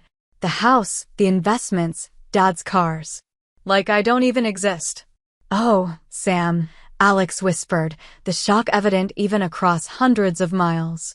I don't even have words. Did they explain why? Mom said Jason deserves it because he's always struggled and I'm successful. I managed between shaky breaths. As if being responsible and hardworking is a reason to be punished. That's beyond unfair, Alex said, anger creeping into his tone. After everything you've done for them? All the money you've loaned them? All the times you've dropped everything to help. The conversation continued for over an hour, Alex alternating between outrage on my behalf and attempts to comfort me. But nothing could ease the profound sense of betrayal that had settled like a stone in my chest. The next morning, I drove to my childhood home, now legally Jason's home, to collect my suitcase before flying back to Boston. I found him in the kitchen with his girlfriend Brittany, already discussing renovation plans. We're thinking of knocking down this wall, he said, gesturing expansively, not even acknowledging my red-rimmed eyes or the obvious signs that I'd spent the night crying. Open concept is really the way to go these days. Where's Mom? I asked, ignoring his remodeling ambitions. She's moving her things into the guest room, he replied casually. Britt and I are taking the master bedroom. Makes sense since it's our house now. The casual cruelty of that statement, our house now, struck me like a physical blow. This home had been in our family for 30 years. I had learned to ride a bike in the driveway, done homework at the kitchen table, celebrated birthdays and holidays within these walls. And now Jason was treating it like a property he'd purchased, with our mother relegated to guest status in her own home. I left without engaging further, afraid of what I might say if I opened my mouth. The flight back to Boston felt interminable, and when I finally reached my apartment, I moved through the following days in a fog of disbelief and hurt. A week after returning to Boston, I received a call from Eleanor Patterson, my mother's closest friend since college and something of an aunt figure to me growing up. I just wanted to check on you, sweetheart, she said. This whole situation seems, well, I was surprised, to say the least. You and me both, I replied dryly. There was a pause before Eleanor continued, her voice lowered as if sharing a confidence. You should know. Jason has been in your parents' ears for years, telling them you're too busy for family, that you only care about your career, that you've outgrown them. My stomach dropped. What? That's not true. I call every week. I visit monthly despite living hundreds of miles away. I know that, dear. But Jason has been very persuasive. He told them you refused to visit last Christmas because you were too busy with work. The accusation was laughable. I had spent Christmas Day with my parents, bringing expensive gifts and cooking the entire holiday meal while Jason showed up 3 hours late with unwrapped gift cards. But the seed of understanding was planted. Jason had been actively working to alienate me from our parents, painting himself as the devoted son and me as the uncaring daughter. That night, I called Jason directly, something I rarely did, preferring to communicate through our mother to avoid conflict. Why would you tell Mom and Dad I refused to visit last Christmas? I demanded when he answered. What? I never said that, he replied, but the slight hesitation before his denial told me everything. Eleanor told me everything, Jason. How you've been poisoning them against me for years. He dropped the pretense with surprising speed. Look, you don't need the inheritance, he snapped. You've got your fancy job and your perfect life in Boston. Mom and Dad knew I need the help more than you do. I've been helping them financially for years. I protested. I paid for Mom's surgery, the new roof, the car repairs. Yeah, because you can afford it, he interrupted. Some of us haven't had all your advantages. The conversation devolved from there, with Jason eventually hanging up on me after accusing me of being selfish and materialistic for even questioning the will. The irony was almost too much to bear. Over the following weeks, I watched via social media as Jason transformed our family home. He posted photos of my father's meticulously organized study being converted into a gaming room, the built-in bookshelves that had housed my father's beloved history books now holding gaming consoles and action figures. My mother, meanwhile, became increasingly distant. My weekly calls went to voicemail more often than not, and when we did speak, her responses were perfunctory and vague. The birthday card she had sent without fail every year since I left for college didn't arrive, another small wound in an already bleeding heart. Then, exactly 4 weeks after the will reading, my phone buzzed with a text from my mother. The mortgage payment is due. We need $3,200 by Friday. I stared at the message in confusion. My parents had purchased their home in the early 90s with a 30-year mortgage. By my calculation, it should have been fully paid off 3 years ago. I called my mother immediately. What mortgage? I asked when she answered. I thought the house was paid off. A long silence followed before she reluctantly explained. We took out a new mortgage 3 years ago. There were some expenses. What kind of expenses require a $450,000 mortgage on a house that was almost paid off? I pressed. Another lengthy pause. I can't discuss this now. But we need the payment by Friday or the bank will start sending notices. The conversation ended without resolution, but it planted a devastating suspicion in my mind. The inheritance that had been so cruelly denied to me wasn't wealth at all. It was debt and financial obligations that Jason had likely never bothered to investigate before smugly accepting his fortunate position. The revelation about the mortgage was just the beginning. Over the next 2 weeks, through tense phone calls with my increasingly desperate mother, I uncovered the true state of my parents' finances and, by extension, Jason's inheritance. The second mortgage on the house was just the tip of the iceberg. There were also credit card debts totaling nearly $65,000, a personal loan from my father's brother, and various other financial obligations that my parents had accumulated over the years, primarily to support Jason's series of failed businesses and personal expenses.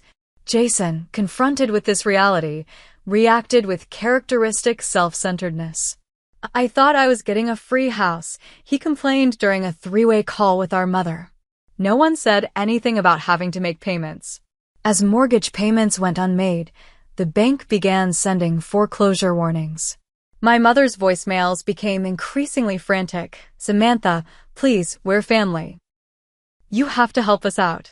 The irony of being excluded from the will, but expected to shoulder the financial burdens, wasn't lost on me. Still, concern for my mother, who would be homeless if the house were foreclosed upon, led me to consult with a financial advisor about the situation. The meeting revealed even more troubling information. My advisor, after reviewing the documents I'd gathered, explained that my parents had been systematically liquidating their retirement accounts and investments over the past decade. Based on these withdrawals, I'd estimate they've taken out nearly $300,000 in the past 8 years, she explained, pointing to a chart showing the declining account values. And these penalties for early withdrawal suggest they were using retirement funds, which is particularly concerning. When I pressed my mother on these findings, she finally broke down and admitted the truth. Your father and I helped Jason start his restaurant, she said, referring to a failed venture from 5 years prior that I'd been told was funded by investors. It needed more capital than expected, $280,000 more. The revelation stunned me. My financially prudent father, who had lectured me about saving and investing since I was old enough to have an allowance, had decimated his retirement fund to pour money into Jason's ill-conceived business idea, a theme restaurant based around sports trivia that had closed within 18 months. That night, alone in my Boston apartment, I finally allowed myself to face the full truth of my family dynamic. I'd spent my entire life being punished for my competence, my success weaponized against me while Jason was rewarded for his failures. I had been the family bank, the emergency responder, the reliable one, all while being painted as uncaring and selfish behind my back. Alex found me on the kitchen floor, surrounded by financial documents, crying harder than I had since my father's death. I've been such a fool, I sobbed as Alex held me. I kept thinking if I just did enough, gave enough, they'd finally see me. It's not your fault, Alex said firmly. You've been manipulated by experts your entire life. Your brother created a narrative that served him, and your parents chose to believe it because it was easier than acknowledging their own favoritism. The next day, I initiated a family conference call, determined to address the situation head-on. But my attempt at a rational discussion about financial responsibility quickly devolved when Jason began making accusations about my abandonment of the family. You moved to Boston for your precious career, he shouted. You've always put yourself first. That's not fair, I countered, struggling to maintain my composure. I've provided financial support for years. I paid for Mom's surgery, the roof repairs. Oh. Here we go with the martyr routine, Jason interrupted. Just because you have money doesn't make you a better person. Brittany, surprisingly, broke in with an unexpected revelation. Jason, stop it. Just tell them the truth. When he remained silent, she continued, Jason has gambling debts. That's why he can't help with the mortgage. He owes people money. The revelation hung in the air for a long moment before my mother responded with words that cut deeper than anything that had come before. We knew you could take care of yourself, Samantha. Jason needs us. In that moment, the truth crystallized with painful clarity. I had been punished for my competence, my independence, my success. The child who needed less had been given less love, less support, less recognition, and ultimately no inheritance, precisely because I had proven I could survive without it. The following weekend, I flew to Chicago one last time to collect personal items from my childhood home. What I found shattered what little was left of my familial illusions. My bedroom had been converted into a storage space, boxes stacked haphazardly where my bed had once stood. When I asked about my childhood mementos, photographs, yearbooks, the journals I'd kept since middle school, my mother vaguely mentioned that they might have been donated during a cleaning spree. In the garage, I discovered the truth. My academic trophies, certificates, and awards had been discarded in a garbage bin, while Jason's participation ribbons and youth sports memorabilia were carefully preserved in labeled containers. The final blow came when I flipped through the family photo albums displayed on the living room bookshelf. My college graduation photos, where I had graduated summa cum laude with dual degrees, had been removed, replaced by pictures of Jason's wedding to his first wife, a marriage that had lasted less than 2 years. Standing in that house, surrounded by physical evidence of how thoroughly I had been erased from the family narrative, something broke in me, and something else, stronger and clearer, took its place. I returned to Boston with a new resolve. Instead of reacting emotionally, I gave myself a full week to reflect and plan. This wasn't about revenge or punishment. It was about finally establishing the boundaries I should have set years ago. My first step was consulting with a therapist who specialized in family dynamics. Dr. Melissa Patterson listened to my story with compassionate professionalism before offering her assessment. What you're describing is a classic golden child/scapegoat dynamic, she explained. Families often unconsciously assign these roles, and they can persist well into adulthood. Your brother was cast as the one who needed protection and support, while you were expected to be self-sufficient. But why? I asked, the question that had haunted me for decades. Why him and not me? Sometimes it's because one child reminds a parent of themselves or their own unresolved issues, she replied. Often, the more naturally capable child gets less attention precisely because they need less intervention. It's not fair, but it's common. With Dr. Patterson's guidance, I began to understand that no amount of achievement or support would ever change how my family saw me. The roles had been assigned long ago, and my parents and Jason were too invested in maintaining them to acknowledge the truth. My next consultation was with an attorney who confirmed I had no legal obligation to provide financial support to my mother or Jason, regardless of our blood relationship. Familial moral obligations and legal obligations are entirely separate matters, she explained. You're not legally responsible for the debts associated with a property you don't own. Armed with this knowledge, I undertook a detailed accounting of all the financial support I had provided to my family over the years. Bank statements, canceled checks, and money transfer receipts revealed a staggering total. $178,000 over 15 years, not including countless flights to Chicago, gifts, and other uncounted contributions. I researched family systems therapy, enabling behavior, and financial boundaries. I read books about adult children of emotionally immature parents and joined online forums where others shared similar experiences of family financial exploitation. With this foundation of understanding, I drafted a formal email to both my mother and Jason, clearly outlining my position. I explained that while I cared for them both, I would no longer be providing financial support of any kind. I included an abbreviated accounting of my previous contributions and expressed that I felt these had been neither recognized nor reciprocated. I set up an automatic response to any messages containing financial requests, politely reiterating my boundary and suggesting community resources that might provide assistance. And then I made the most difficult decision of all. I would take a 3-month break from all communication with my family to focus on my own healing. The decision wasn't made lightly, and the aftermath wasn't easy. My body seemed to process the grief my mind had been avoiding. I developed insomnia, lost weight without trying, and experienced anxiety attacks for the first time in my life. But I also began to heal in ways I hadn't thought possible. I joined a support group for adult children of emotionally immature parents, where I found understanding from others who had walked similar paths. For the first time, I could speak openly about my experiences without fear of judgment or dismissal.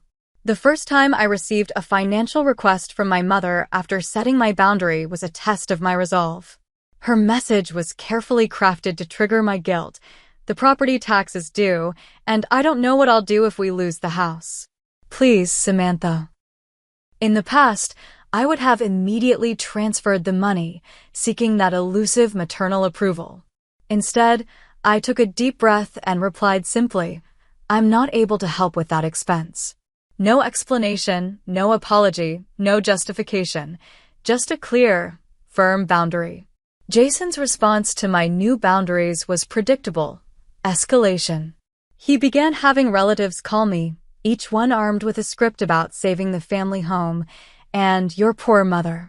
To each one, I responded calmly, sometimes sharing documentation of my years of financial support, sometimes simply stating, I understand your concern, but this is between my immediate family and me.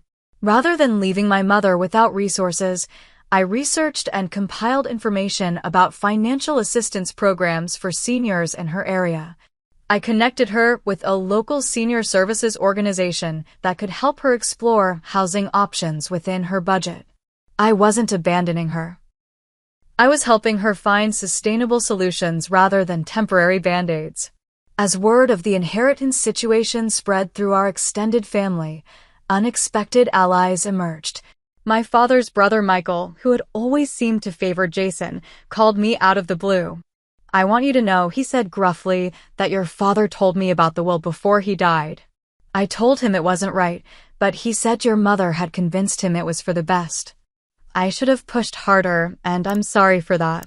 His acknowledgement of the unfairness, while it couldn't change the situation, helped validate my feelings and experiences. I wasn't crazy or selfish for feeling betrayed. The betrayal was real. Throughout this period, my company proved unexpectedly supportive. When I finally explained the situation to my manager and requested to use some of my accumulated vacation time for self-care, she not only approved it immediately but shared her own experience with family financial manipulation. Take the time you need, she said. Your work will be here when you're ready, and so will we.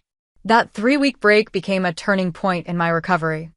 I spent time hiking in the Vermont mountains, journaling, and reconnecting with friends I'd neglected while prioritizing my family's needs. I began to rediscover who I was outside of the family-assigned role of provider and problem solver. Most importantly, I began to recognize my own worth separate from family approval or validation. 3 months into my communication break, I received a message from a family friend informing me that my childhood home was now in pre-foreclosure. Jason, facing his own financial pressures and gambling debts, had moved out, leaving our mother alone in a house she couldn't afford. My first instinct was to swoop in and fix everything, pay the mortgage, cover the back taxes, rescue my mother from the consequences of decades of financial mismanagement. It was the role I had played my entire adult life, after all. Instead, I took the information to my next therapy session, where Dr. Patterson helped me work through my conflicted feelings. You can have compassion for your mother without taking responsibility for her situation, she reminded me. There's a difference between supporting someone and enabling them. The next day, my mother called. For the first time in our adult relationship, I heard something new in her voice: humility. I know you said you needed space, she began hesitantly. But the house. Jason left, and the bank says. Her voice broke. I think I've made some terrible mistakes, Samantha. I maintained my boundary while acknowledging her pain. I'm sorry you're going through this, Mom. I can't help financially, but I'm willing to talk through options with you if you'd like. The following weekend, I flew to Chicago, not to write a check, but to have an honest conversation. We sat at the kitchen table where I'd done homework, where I'd shown my perfect SAT score, where I'd learned that achievement would never be enough to secure my place in the family. Why? I asked simply. Why did you and Dad leave everything to Jason and nothing to me? She started with the familiar justifications. Jason needed help. I was successful on my own, but as I calmly pointed out the flaws in each argument, something shifted. Slowly, painfully, my mother began to acknowledge the truth. It was easier, she finally admitted, tears streaming down her face.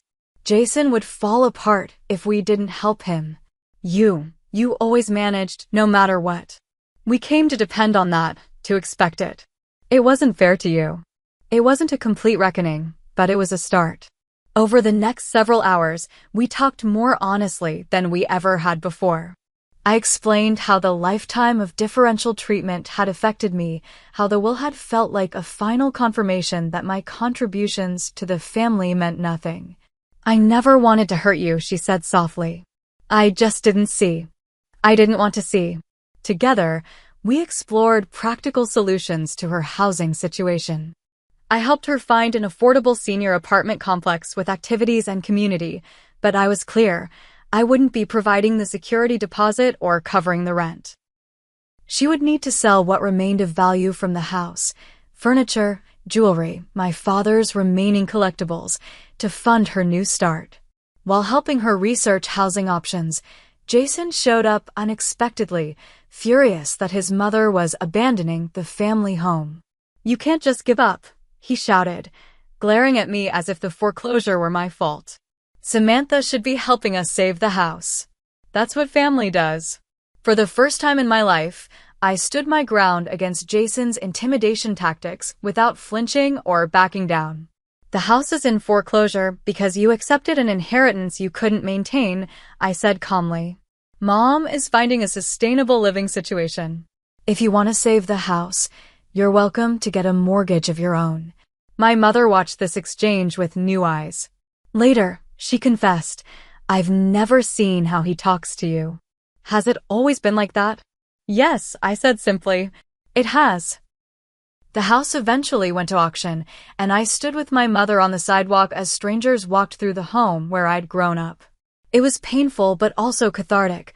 The physical embodiment of the old family dynamic was being dismantled, making room for something new, something healthier. While cleaning out the remaining possessions before the new owners took possession, I made a discovery that changed everything. In my father's home office, tucked behind a row of accounting textbooks, I found a leather-bound journal I'd never seen before. Inside, in my father's distinctive handwriting, were private reflections spanning the last 5 years of his life. Many entries focused on family dynamics, and as I read, my hands trembled. My father had been aware, painfully, explicitly aware, of the favoritism that had shaped our family. Watch Samantha help her mother with the tax forms today. One entry read, She's so capable, so steady. We've always leaned on that strength, perhaps too much. Meanwhile, we keep rescuing Jason from his own mistakes. I fear we've crippled him with our help while taking Samantha's strength for granted. In another entry, dated just 2 months before his stroke, advised us on her investment portfolio today. She's built more wealth by 33 than I managed by 50. So proud of her accomplishments, though I rarely say it aloud. Wonder sometimes if she knows. I shared the journal with my mother, and the entries became a catalyst for deeper, more meaningful conversations about our family patterns. She read my father's private thoughts with tears streaming down her face, especially the entries where he questioned the fairness of their parenting and the wisdom of their estate plans. He knew, she whispered. He knew it wasn't right. That acknowledgement led to my mother's first genuine apology, not the defensive, "I'm sorry you feel that way" of past conflicts, but a true recognition of harm done. "I failed you as a mother," she said, holding my hands tightly. "I can't change the past, but I want to do better now if you'll let me." Jason initially refused my invitation to participate in family counseling, dismissing it as touchy-feely nonsense. But as his own situation deteriorated, eviction from his apartment, Brittany leaving after discovering he'd borrowed money in her name, he finally reached his own rock bottom. Our first family therapy session was tense and difficult. Jason arrived defensive and angry, ready to blame everyone but himself for his circumstances. But the skilled therapist created a space where decades of dysfunctional patterns could be named and examined. "You've been cast as the golden child," she explained to Jason, "and Samantha as the responsible one. These roles have limited both of you and damaged your relationship with each other." Jason's initial response was rage. "So everything is mom and dad's fault? I'm just some puppet who couldn't make his own choices." "No," the therapist replied calmly. "But family patterns are powerful, and the first step to changing them is recognizing they exist." By the end of that session, something had shifted. Jason's defensive anger had cracked, revealing the insecurity beneath. "I've never been good enough," he admitted, his voice breaking. "Not like Samantha. She always did everything perfectly." "I wasn't perfect," I countered gently. "I was just afraid to fail because I never got the unconditional support you did. Every achievement was just meeting expectations, never exceeding them." It was the beginning of a new understanding between us, not an instant repair of decades of damage, but the foundation for something healthier. Over subsequent sessions, we began the painful work of dismantling the family mythology that had shaped our lives. For my mother, the process involved acknowledging how her own upbringing had influenced her parenting. "My parents always compared me unfavorably to my sister," she revealed. "I swore I'd never do that to my children, but instead, I overcorrected with Jason.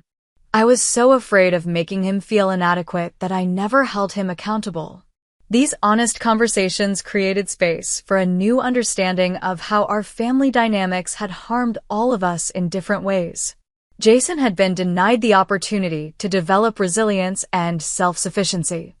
I had been denied recognition and emotional support. Our mother had trapped herself in a cycle of enabling that ultimately contributed to my father's financial stress and perhaps even his health problems. Most importantly, we began to understand that helping often wasn't helpful at all. My mother's recognition that her support of Jason had actually hindered his development was particularly powerful. "I thought I was protecting you," she told him. "Instead, I was telling you that I didn't believe you could succeed on your own." These realizations didn't instantly transform our family. Jason still struggled with accountability, my mother sometimes slipped into old patterns, and I occasionally found myself taking on the problem-solver role out of habit. But we now had the awareness and language to recognize these patterns and make different choices. One year after the will reading that had shattered my world, my life looked remarkably different. I had accepted a promotion to chief financial officer at my company, moved into a larger apartment in a quiet Boston neighborhood, and established a healthy, balanced relationship with both my work and my family.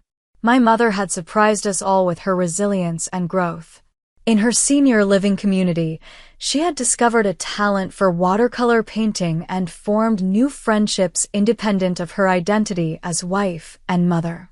She took financial management classes at the community center and, for the first time in her adult life, managed her own budget successfully. The most significant change in her life, however, was her newfound independence. Using a small inheritance from her sister, she took her first-ever solo trip, a 10-day tour of the Southwest National Parks she had always dreamed of visiting. The photos she sent showed a woman I barely recognized, standing confidently at the Grand Canyon's edge, her smile more relaxed and genuine than I could remember seeing in decades. Jason's journey was slower and less linear, but equally real. After hitting rock bottom, couch surfing with increasingly reluctant friends, facing collection calls for unpaid debts, he finally accepted that change had to come from within.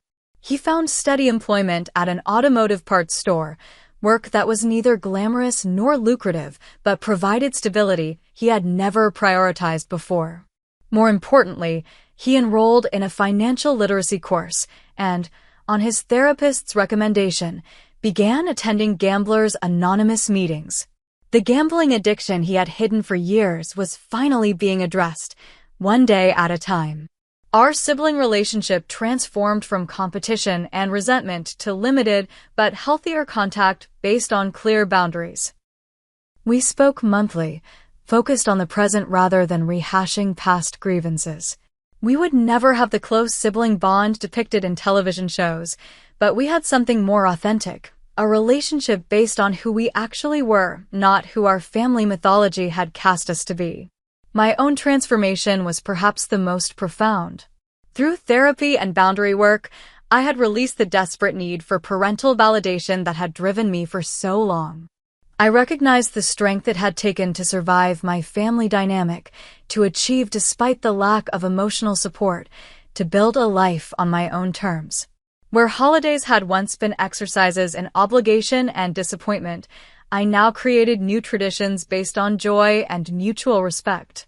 Some years I visited Chicago, other times my mother came to Boston. Sometimes Jason joined us, sometimes he didn't. The rigid expectations of perfect family gatherings had been replaced by more authentic connections. 6 months after she moved into her senior apartment, my mother sent me a handwritten letter that I now keep framed on my desk. "I failed you in so many ways," she wrote. "I took your strength for granted and punished you for your independence. I can never change the past or repay what was taken from you, both emotionally and financially. But I want you to know that I see you now, your generosity, your resilience, your success that came not because of our support, but despite its absence. I am more proud of you than I can express, and I hope to spend whatever time I have left showing you the respect and love you have always deserved." That letter, more than any inheritance, was the acknowledgement I had craved my entire life. It didn't erase the past, but it created space for a different future. My perspective on family obligation transformed completely. I now understood that true support meant empowering others, not enabling their dependency. When colleagues confided about their own family financial dramas, I shared my experience and helped them identify patterns of exploitation they might not have recognized. Financial therapist Olivia Taylor invited me to speak at several workshops on family financial boundaries. "Your story resonates with so many people," she explained. "Adult children are the fastest-growing demographic facing financial abuse, often from the very parents who should be their greatest supporters." The relationship between Jason and me would always bear the scars of our upbringing, but something unexpected happened as we both continued our individual healing journeys. After completing 6 months of addiction recovery, Jason asked to meet with me privately. "I owe you an apology," he said, the words clearly difficult for him. "I resented you for being everything I wasn't. Smart, successful, together. I told myself you had it easy, that you were mom and dad's favorite, even though deep down I knew that wasn't true. I played a role in driving you away from the family, and I'm sorry for that." His acknowledgement didn't instantly repair decades of damage, but it opened a door to something I had never thought possible, a relationship with my brother based on honesty rather than competition and resentment. The most unexpected gift of this painful journey was the freedom it ultimately provided. By losing my inheritance, the tangible representation of parental approval I had unconsciously sought my entire life, I was forced to recognize that the true inheritance worth having wasn't listed in any will or trust document. My real inheritance was the resilience I had developed, the success I had created, the boundaries I had learned to establish, and the authentic relationships now possible without the distorting lens of family mythology. I had lost a house, but gained something far more valuable, the ownership of my own story. The irony isn't lost on me. Being excluded from my father's will ultimately forced me to claim my most valuable asset, my self-respect and freedom from toxic family patterns. Sometimes, what appears to be the greatest betrayal becomes the catalyst for the most profound growth. Looking back now, I can see that text message, "The mortgage is due," as the moment my real life began. The inheritance I ultimately received wasn't listed in any will, but it's more valuable than any house or savings account could ever be. Have you ever experienced a family betrayal that ultimately led to unexpected personal growth? Share your story in the comments below. And if you found value in my journey from heartbreak to healing, please like this video, subscribe to my channel, and share with someone who might need to hear that family obligation should never come at the cost of self-respect. Thank you for walking this path with me, and remember, sometimes losing what you thought you wanted opens the door to what you truly need. I'm Olivia Carter, 32, and until last spring, I wore a $590,000 engagement ring designed by my fiancé Daniel before cancer stole him from me. The platinum setting with his grandmother's diamonds was my anchor, my memory, my everything after the funeral. Then I discovered my parents had stolen it from my finger, sold it to fund my sister Madeline's luxury healing retreat in Bali. They expected tears, a tantrum, eventually forgiveness. I gave them something else entirely. If you're joining my story today, take a second to let me know where you're watching from in the comments, hit that subscribe button, and stay with me because what happened after I walked away changed everything for all of us. My life before everything shattered looked pretty perfect from the outside. I'd built my jewelry design studio in Boston from scratch, specializing in custom pieces that tell personal stories through precious metals and stones. Clients came to me wanting more than just beautiful jewelry. They wanted pieces that carried meaning and emotion. I prided myself on translating their life experiences into wearable art, something that had become even more important to me after losing Daniel. My reputation for emotional storytelling through jewelry had earned me features in national magazines, and a waiting list of clients seeking that personal touch that mass-produced jewelry could never capture. Despite coming from a wealthy family, I'd insisted on financial independence, turning down my father's repeated offers to invest in my business, knowing all too well that his money always came with strings attached. My studio became my sanctuary. After Daniel's death, a place where I could channel my grief into creating beauty for others while maintaining my own space apart from my family's complicated dynamics. Working with my hands kept me tethered to reality during those darkest months when grief threatened to pull me under completely. Each piece I completed felt like a small victory, proof that I could still create something meaningful even with my heart in pieces. My clients never knew that their commissions were quite literally saving me day by day, giving me a reason to keep moving forward when everything in me wanted to stop and collapse under the weight of loss that had become my constant companion. Daniel came into my life like some beautiful accident at a charity art auction 4 years ago. He'd outbid me on a sculpture I wanted, then offered to let me visit it at his architectural firm where it would be displayed. That first meeting stretched into dinner, which stretched into the most authentic connection I'd ever experienced with another human being. His architectural background complemented my jewelry design perfectly. We spoke the same language of form, function, and beauty. We'd spend entire weekends sketching together, his buildings and my jewelry pieces somehow influencing each other in ways neither of us expected. He had this incredible ability to see the potential in raw materials that others might overlook, a talent that extended to how he saw people too. With Daniel, I never felt like the responsible daughter, or the successful one as I did with my family. I was simply Olivia, fully seen and completely loved. When he was diagnosed with an aggressive form of cancer just 18 months into our relationship, neither of us anticipated how quickly it would progress. Between treatments, we compressed a lifetime into precious months, traveling when he felt strong enough, collaborating on designs, and planning a wedding we both suspected might never happen. His determination to design my engagement ring became almost an obsession during his final months. He would sketch from his hospital bed, consulting with his jeweler friends, sourcing the perfect diamonds from his grandmother's heirloom pieces. The ring became his final creative act, a way to leave something of himself behind that I would carry with me. He died just 8 weeks before our planned wedding day, leaving behind half-addressed invitations on my dining room table that I couldn't bear to move for months afterward. The ring became everything to me. Not just jewelry, but a physical manifestation of his love and creative spirit that I could touch and hold even when he was gone. The ring itself was unlike anything I'd ever seen, despite working with fine jewelry every day. The platinum setting.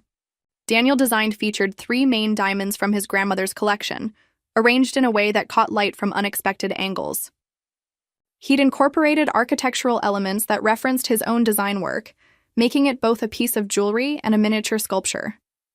Around the band, he'd had engraved a message visible only when tilted at certain angles. Building our forever, stone by stone. The jeweler who executed Daniel's design told me afterward that it was one of the most technically challenging pieces he'd ever created, requiring techniques rarely used in modern jewelry making. Beyond its appraised value of $590,000, it was literally priceless. A one-of-a-kind piece that could never be replicated because it contained not just rare stones, but Daniel's final creative vision. I developed a daily ritual of touching the ring whenever I needed to make difficult decisions, as though Daniel's wisdom might somehow flow through this last thing his hands had helped create.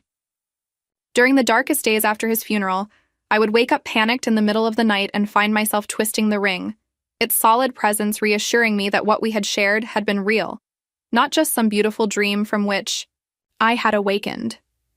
The true value of that ring could never be measured in dollars. It was my connection to Daniel, the physical embodiment of our bond that even death couldn't completely sever. When clients commented on its beauty, I found myself protective of its story, sharing only surface details rather than the depths of what it truly meant to me.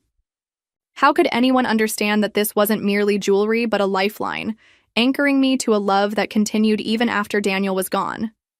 The dynamics in my family laid the groundwork for everything that would eventually unfold. My parents, Victoria and Robert Carter, came from old Boston money and had built their lives around maintaining and expanding that fortune through my father's investment firm that catered exclusively to the ultra-wealthy. Our family name opened doors throughout New England, and my mother devoted herself to ensuring our social standing remained impeccable, regardless of the emotional cost to anyone involved. My younger sister, Madeline, 27, had developed a pattern of dramatic crises followed by expensive rescues that had become our family's normal long before Daniel entered my life. Where I was labeled the strong, independent one who handled things herself, Madeline was forever fragile, needing protection and exceptional support for even minor setbacks. This dynamic played out in countless ways over the years. My parents paid her college tuition for 3 separate degree programs, none of which she completed. They funded her failed jewelry business that suspiciously resembled my own established studio. They hired expensive attorneys when she faced DUI charges after wrapping her luxury SUV around a tree after a night of partying. Through all of this, I maintained family harmony by accommodating their priorities, swallowing disappointments when family events were rescheduled around Madeline's latest crisis, accepting that my accomplishments were noted briefly while her smallest efforts were celebrated lavishly. The previous Christmas had provided a perfect example of this imbalance. My parents cut short our traditional family dinner because Madeline had called in tears over a minor argument with her then-boyfriend. As they rushed to console her, leaving me to clear the table and pack up gifts alone, I remembered thinking how predictable it all was, never imagining that this familiar pattern would soon escalate into something that would permanently alter all our relationships. Despite everything, I genuinely believed my parents loved both of us equally. They just showed it differently because Madeline needed them more. It would take the ultimate betrayal for me to finally question this comforting fiction I'd maintained to preserve my sense of family. Madeline's newest crisis arrived with predictable dramatic flair 3 months after she'd begun dating Ryan, a hedge fund manager she'd met at one of my father's client events. Their breakup, initiated by Ryan after what appeared to be a fairly ordinary disagreement about vacation plans, triggered a response from my sister that suggested she'd lost the love of her life rather than ended a brief, shallow relationship. My parents immediately canceled our long-planned trip to visit vineyards in California, a rare opportunity for me to spend quality time with them without Madeline dominating the conversation. "Your sister is absolutely devastated, Olivia," my mother explained during a brief call. She needs to move back home for a while. You understand, don't you? You're always so capable of handling things on your own. I murmured appropriate sympathies while swallowing my disappointment, something I'd perfected over decades of similar situations. Within days, Madeline had installed herself back in our family mansion, complete with her numerous suitcases and my parents' undivided attention. From the outside, anyone would think she was recovering from a life-threatening condition rather than a 12-week relationship's natural conclusion. My father hired 3 different therapists after Madeline, dismissed the first 2 as not spiritually aligned with her needs. My mother reorganized the household staff to accommodate Madeline's new sleep schedule, which seemed to involve staying awake until 3 in the morning watching self-help videos and sleeping until mid-afternoon. Meanwhile, I continued working. At my studio, processing my own quiet grief as the 1-year anniversary of Daniel's death approached, a milestone that went unmentioned by my family despite its looming presence in my daily thoughts. During our weekly calls, my parents devoted perhaps 30 seconds to asking about my business before launching into detailed updates about Madeline's emotional journey and her growing interest in various Eastern healing practices that my mother researched extensively and my father funded without question. I didn't begrudge my sister finding comfort in these practices, but the contrast in how my family treated our different forms of pain had never been more stark or difficult to ignore. The formal dinner invitation arrived by courier one Tuesday. Afternoon, heavy cream stationery embossed with our family crest requesting my presence for an important family gathering that Friday evening. For a fleeting moment, I allowed myself to hope that perhaps my parents had finally realized the significance of Daniel's upcoming death anniversary and wanted to offer support. I selected a simple black dress for the occasion, wore Daniel's ring as always, and arrived precisely at 7 as requested, carrying a bottle of my father's favorite scotch as a gesture of appreciation for what I imagined might be a rare evening, focused partially on my needs. The table had been set with formal silver and crystal, candles lit, and fresh flowers arranged artfully down the center. My first clue that my hopes were misplaced came when I noticed every dish being prepared was one of Madeline's favorites, not a single item among them that I particularly enjoyed. The second clue was the champagne chilling in silver buckets, a celebration clearly planned rather than the supportive conversation I had naively anticipated. Throughout the elaborate meal, my parents and Madeline exchanged knowing glances that excluded me entirely, the conversation dominated by my sister's latest insights from her spiritual advisor and plans for the next phase of her healing. When I carefully mentioned the approaching anniversary of Daniel's passing and my struggle with that upcoming date, my mother patted my hand distractedly and said, "Yes, dear, but that was almost a year ago now. We really should focus on moving forward, don't you think?" Before immediately turning to ask Madeline about her morning meditation practice, I noticed my father's eyes repeatedly dropping to my engagement ring throughout dinner, an unusual attention. That made me unconsciously protective, turning my hand slightly whenever I caught his gaze fixating on it. My mother, too, seemed oddly focused on changing the subject abruptly whenever the ring caught the candlelight or when I mentioned anything related to Daniel's memory. The evening felt increasingly uncomfortable, weighted with unspoken tension that I couldn't quite identify, but that settled like a cold stone in my stomach as courses came and went. After the main course, I excused myself to use the bathroom, carefully removing Daniel's ring to wash my hands as I always did to protect it from soap residue. I placed it on the small marble counter, directly beside the sink where it would remain clearly visible. Just as I was drying my hands, my phone buzzed with an urgent message from a client about a commission with an imminent deadline. The call lasted perhaps 3 minutes as I clarified a detail about gemstone placement while standing in the bathroom. When I ended the call and reached for my ring, it was gone. My initial reaction was confusion rather than alarm. I checked the floor, my pockets, even looking behind the faucet, thinking it might have somehow slipped. As minutes passed and my search grew more frantic, checking and rechecking the same spaces with increasing desperation, cold realization began seeping into my consciousness. I returned to the dining room, trying to maintain composure while explaining that my ring had disappeared from the bathroom counter. The family's reaction was oddly subdued given the value and significance of what was missing. My father merely suggested I had probably left it at home or dropped it somewhere on the way in, despite my absolute certainty about removing it at the sink. My mother immediately steered the conversation to what she called Madeline's exciting news, while my sister avoided direct eye contact, studying her dessert with sudden intense interest. The remainder of the evening passed in a blur of confusion and growing unease. I searched my purse multiple times, checked the bathroom again, and even looked under the dining table, met with my family's visible impatience at what they characterized as my overreaction. On the drive home, I found myself repeatedly checking my empty ring finger, the absence of Daniel's final gift creating a physical ache that transcended mere loss of a valuable object.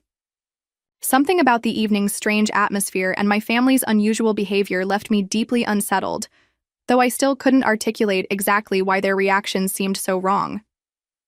The following days brought a series of odd occurrences that transformed my unease into active suspicion. I received a call from our family jeweler, Martin, who began asking about the appraisal for the ring before abruptly claiming he'd dialed my number by mistake and hanging up. A text from my mother asked if I had found that thing you were looking for, with phrasing so deliberately vague it immediately raised red flags. While visiting my parents' house to search the bathroom once more, I overheard Madeline on the phone in the garden, her voice carrying clearly through the open window as she mentioned something about a deposit that finally cleared and Bali confirmation.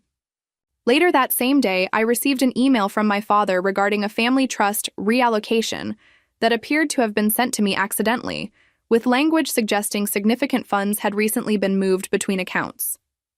The pieces began arranging themselves in my mind, forming a picture I desperately wanted to reject.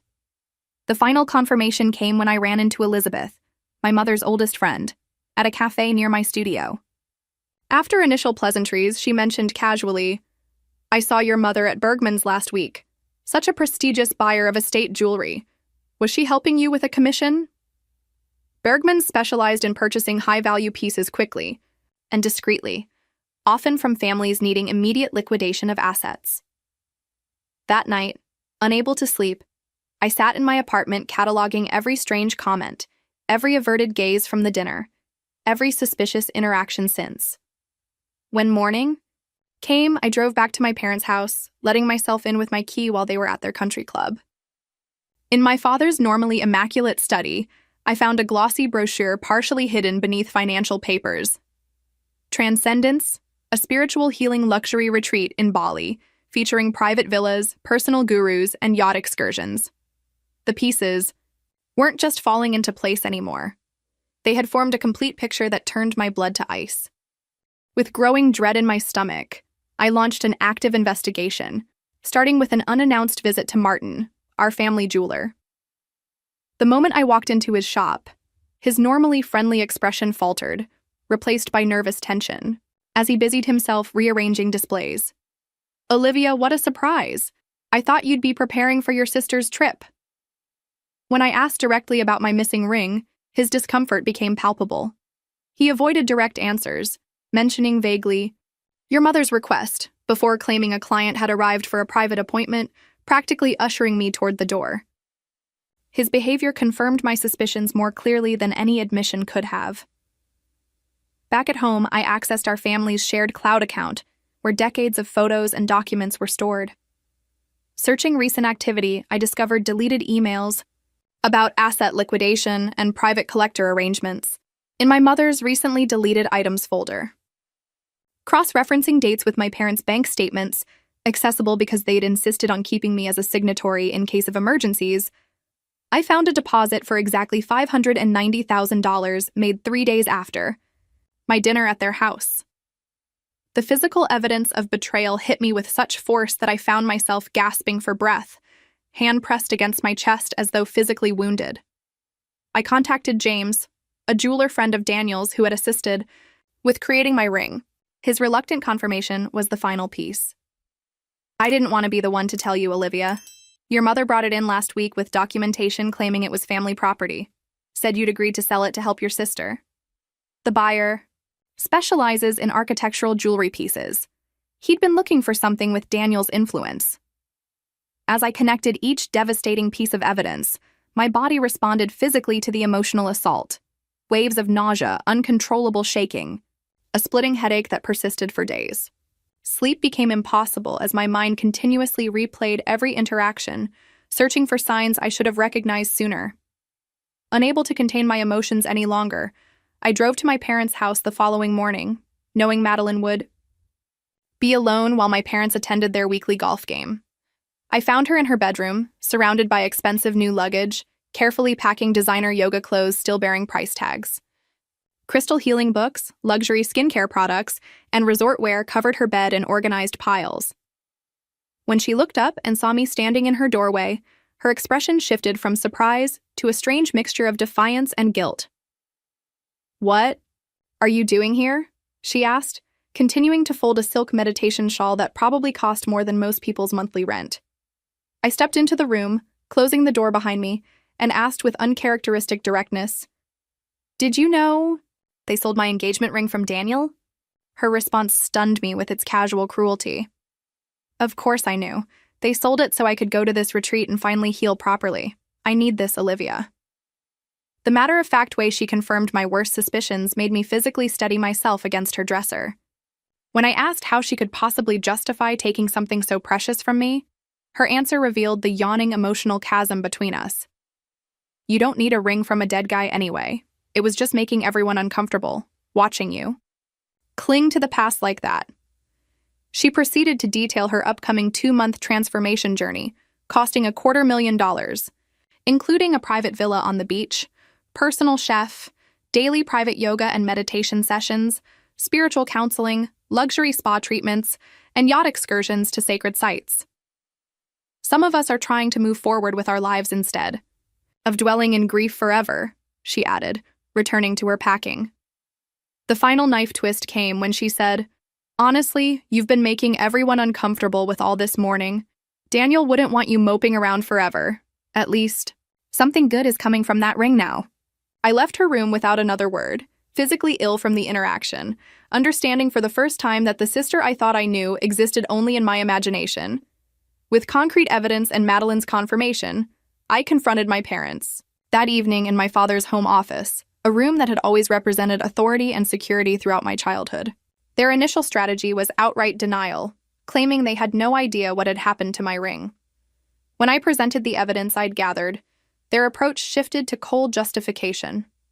My father, seated behind his imposing mahogany desk, explained their actions as though discussing a routine business transaction. The ring was a practical asset that wasn't serving any productive purpose. "Your sister is in crisis and needs specialized treatment." My mother, standing beside him with perfect posture and not a hair out of place, added, "Frankly, Olivia, your attachment to that ring was becoming unhealthy. It's been almost a year. We were concerned about you." When I reminded them that the ring was Daniel's final gift, designed while he was dying, my father dismissed our 4-year relationship with stunning callousness. "He was just a boyfriend, really. Nothing was official. You have a successful business. You can commission another ring if it means that much to you." The conversation grew increasingly surreal as they revealed more details. They had sold the ring to a private collector specializing in architectural designs, kept a substantial portion of the money for family investments, and expected me to be reasonable and support my sister's healing journey. My mother actually suggested I should be grateful for the opportunity to move forward, now that the ring was gone. As I stood there, listening to their rationalizations, I felt as though I were seeing these people, my parents, clearly for the first time. The realization that they could violate my trust so completely while believing their actions were justified forced me to reconsider every memory, every family interaction through a new and painful lens. Their expectation that I would eventually accept their decision and return to normal family relations revealed how fundamentally they had always misunderstood me. This betrayal opened a floodgate of clarity about my entire family relationship. Memories from childhood resurfaced with new context. Birthday parties cut short because Madeline had tantrums. School achievements unacknowledged because my sister needed extra attention. College choices limited to Boston so I could help with family responsibilities while Madeline attended expensive schools across the country. The pattern had always been there, but I'd normalized it, made excuses, believed in the fiction of equal love differently expressed. Now, with Daniel's ring stolen from my finger by my own parents, that comforting fiction shattered completely. The grief I had been processing over losing Daniel reopened with fresh intensity, physically manifesting as chest pain so severe I momentarily wondered if I was having a heart attack. That night, sleepless and shaking, I reviewed family photos spanning decades, seeing clearly for the first time how I was always slightly outside the frame, how my parents' bodies always turned subtly toward Madeline, how my accomplishments were documented with quick snapshots while her minor milestones warranted professional photography. I called Daniel's parents, who had become like family to me during his illness and after his death. Their horror at what my family had done provided external validation that I wasn't overreacting. "That ring wasn't just jewelry," Daniel's mother said through tears. "It was his heart, his final act of love. How could they not understand that?" Their immediate offer of support contrasted sharply with my biological family's betrayal, highlighting the difference between genuine love and the conditional version I'd received throughout my life. For the first time, I began seriously considering the possibility of completely cutting contact with my parents and sister. As the pieces continued falling into place, I discovered through casual conversations with household staff that my parents had been planning this for weeks, deliberately waiting for an opportunity to take the ring when I wasn't wearing it. The premeditated nature of their actions, the careful planning rather than an impulsive decision, somehow made the betrayal even more painful and complete. My sister's going-away dinner was scheduled at Bordeaux, Boston's most exclusive restaurant, where my father had maintained a standing reservation for 20 years. The entire extended family had been invited to support Madeline's healing journey, including grandparents, aunts, uncles, and cousins who had flown in specifically for the occasion. None of them knew about the ring situation. My parents had apparently told everyone I had generously contributed to Madeline's retreat. I arrived precisely on time, dressed in a tailored black suit that projected professional composure despite the emotional hurricane raging inside me. The strategic choice of a public venue had been deliberate on my part. I knew my family would prioritize appearances above all else, preventing them from creating a scene no matter what transpired.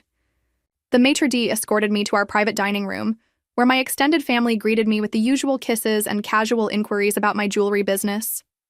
My mother's smile faltered momentarily upon seeing me, clearly having expected I might refuse to attend. My father overcompensated with excessive joviality, loud introductions, and hearty handshakes, creating a smokescreen of normalcy over the tension crackling between us. Throughout the appetizer course, I maintained quiet composure, responding politely to questions while observing the dynamics around the table. My sister held court at the center, detailing her upcoming spiritual journey, while omitting the luxury aspects that made it more vacation than treatment. My mother watched me nervously throughout, wine glass clutched slightly too tightly between manicured fingers, while my father maintained control of the conversation with practiced ease, steering topics away from anything potentially explosive. The extended family remained completely unaware of the undercurrents, raising glasses to toast Madeline's bravery in confronting her emotional challenges through this retreat, a characterization that would have been laughable if it weren't so painful. When the main course was served, I waited until everyone had been served, and the waitstaff had withdrawn before setting my plan in motion. Taking a small sip of water, I turned to my sister with a calm smile. "Madeline, why don't you tell everyone more specific details about this amazing retreat you're attending? It sounds so transformative." Eager for attention, she launched enthusiastically into descriptions of her private beachfront villa, personal, chef preparing custom organic meals, daily massages, and private yacht excursions between meditation sessions. As she elaborated on these luxuries, I noticed several relatives exchanging glances, the extravagance clearly surprising them given the supposed therapeutic nature of the trip. When she finally paused for breath, I asked in the same pleasant tone, "And how exactly was this retreat funded? It sounds quite exclusive." My mother immediately attempted to change the subject, commenting on the quality of the beef tenderloin, while my father loudly asked my uncle about his recent fishing trip. Ignoring both diversions, I addressed the entire table directly. "I think everyone should know that my parents sold my engagement ring, the one Daniel designed while dying of cancer, to pay for this luxury vacation disguised as therapy." The silence that followed was absolute, broken only by the sound of my grandmother's fork clattering against fine china.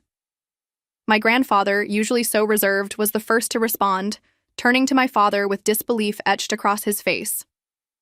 "Robert, is this true?" The stunned expressions around the table reflected the magnitude of what I had just revealed. Even relatives who had never fully understood my relationship with Daniel recognized the cruelty in what had been done. My father's attempt to minimize through dismissive hand gestures and my mother's frantic whispers about discussing this privately only highlighted their awareness of how indefensible their actions were when exposed to outside perspective.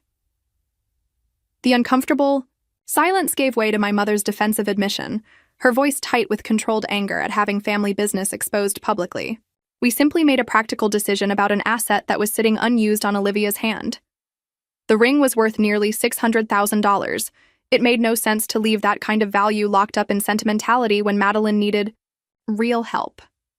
My father, always the businessman, actually added, "We negotiated an excellent price, well above market value, given the architectural significance of the design." My sister, apparently oblivious to the horror on our relatives' faces, complained that the retreat should have been longer, but was so expensive they could only book 2 months even with the ring money.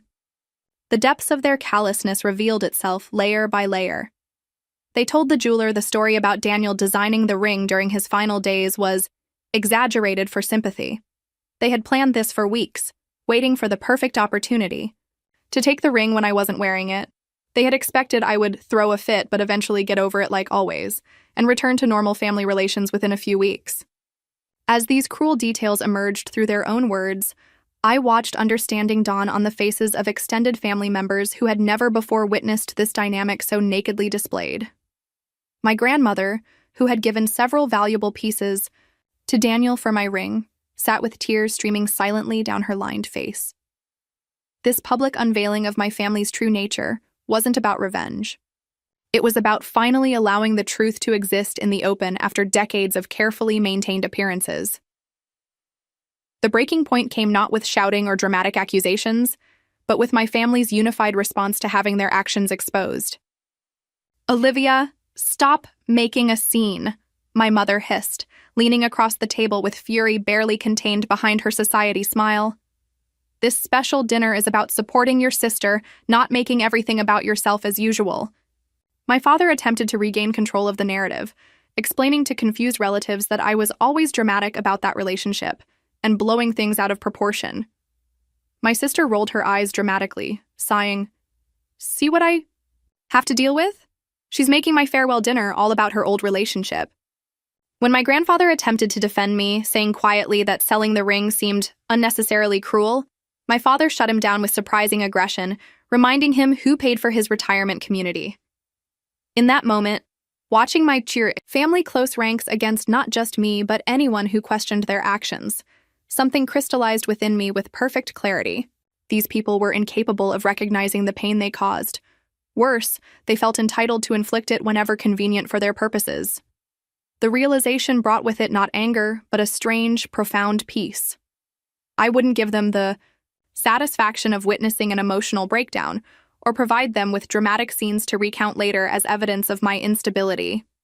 Instead, I stood calmly, deliberately folding my napkin and placing it beside my barely touched meal. I made eye contact with each family member around the table, one by one, memorizing their faces as though seeing them for the final time. To my parents and sister, I said only, "You've made your choice. Now you'll live with mine." Then I walked out of the restaurant while they called after me, their voices growing fainter with each step I took toward the door. Sitting in my car, afterward, hands steady on the steering wheel, I felt something fundamental shift inside me. The decision forming in my mind wasn't an emotional reaction, but a clear-eyed assessment of what needed to happen next. The methodical preparation phase began that very night. Instead of returning to my apartment, I checked into a hotel under a business name, needing neutral space to think clearly without emotional attachments. By morning, I had contacted Catherine Walsh, an attorney specializing in high-net-worth family separations, explaining my situation and my desire for a complete, untraceable break from my family. Under her guidance, I began the process of systematically severing all connections to my parents and sister. I quietly liquidated joint investments with my family, transferring funds to new accounts at banks where my father had no connections. My home, a beautiful brownstone in Boston's Back Bay neighborhood, was sold in a cash deal to an investor looking for quick property acquisition, closing within 10 days with minimal paperwork. I submitted my resignation from the Boston showroom, where I displayed my jewelry, giving the minimum required notice despite having built relationships there for years. Each day brought another step in my disappearance, carefully selecting irreplaceable personal items while donating everything else to the cancer foundation Daniel had supported during his illness. Implementing a digital footprint minimization protocol developed by a security expert Catherine recommended, establishing new phone numbers, email addresses, and banking details under variations of my middle name. My mail was rerouted through Catherine's office, creating another layer of distance between my past and future selves. Throughout this process, I maintained detailed documentation of my family's betrayal, preserving evidence in case legal protection became necessary later. Each methodical step brought strange clarity rather than additional pain, as though I were a surgeon precisely excising a tumor from my life. The process felt less like running away and more like strategic advancement toward a healthier existence, leaving behind the toxicity that had shaped my life for too long. With each connection severed, each possession sorted, I felt lighter, more focused, increasingly certain that this complete break was not just justified but necessary for my survival. While methodically dismantling my Boston life, I maintained regular video calls with Daniel's parents, Martha and Richard, in Chicago. Unlike my biological family, they responded to news of my family's betrayal with immediate, unconditional support. "We've always had the guest room ready for you," Martha said during our first conversation after the restaurant confrontation.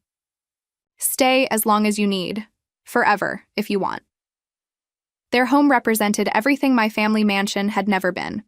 Warm, unpretentious, filled with photos of Daniel at all ages and genuine mementos of a life well lived rather than expensive. Showpieces selected by interior designers. During these calls, I shared the complete story of the ring's fate, including details too painful to process alone. Their horror at my parents' actions validated my own response, confirming that my sense of betrayal was proportionate to what had occurred. "Family doesn't do that to each other," Richard said simply, a statement that carried profound impact coming from a man who had lost his only son, yet still found capacity to extend genuine care to me. Martha, who had been so strong throughout Daniel's illness and after his death, wept openly when I described how my mother had dismissed him as just a boyfriend, really. Their invitation to relocate near them in Chicago provided not just practical support, but emotional anchoring during this massive life transition. During our conversations, Martha mentioned that she still had several jewelry pieces from Daniel's grandmother's collection that hadn't been incorporated into my engagement ring. "They should belong to you," she insisted. "You're the daughter we would have had officially if circumstances had been different."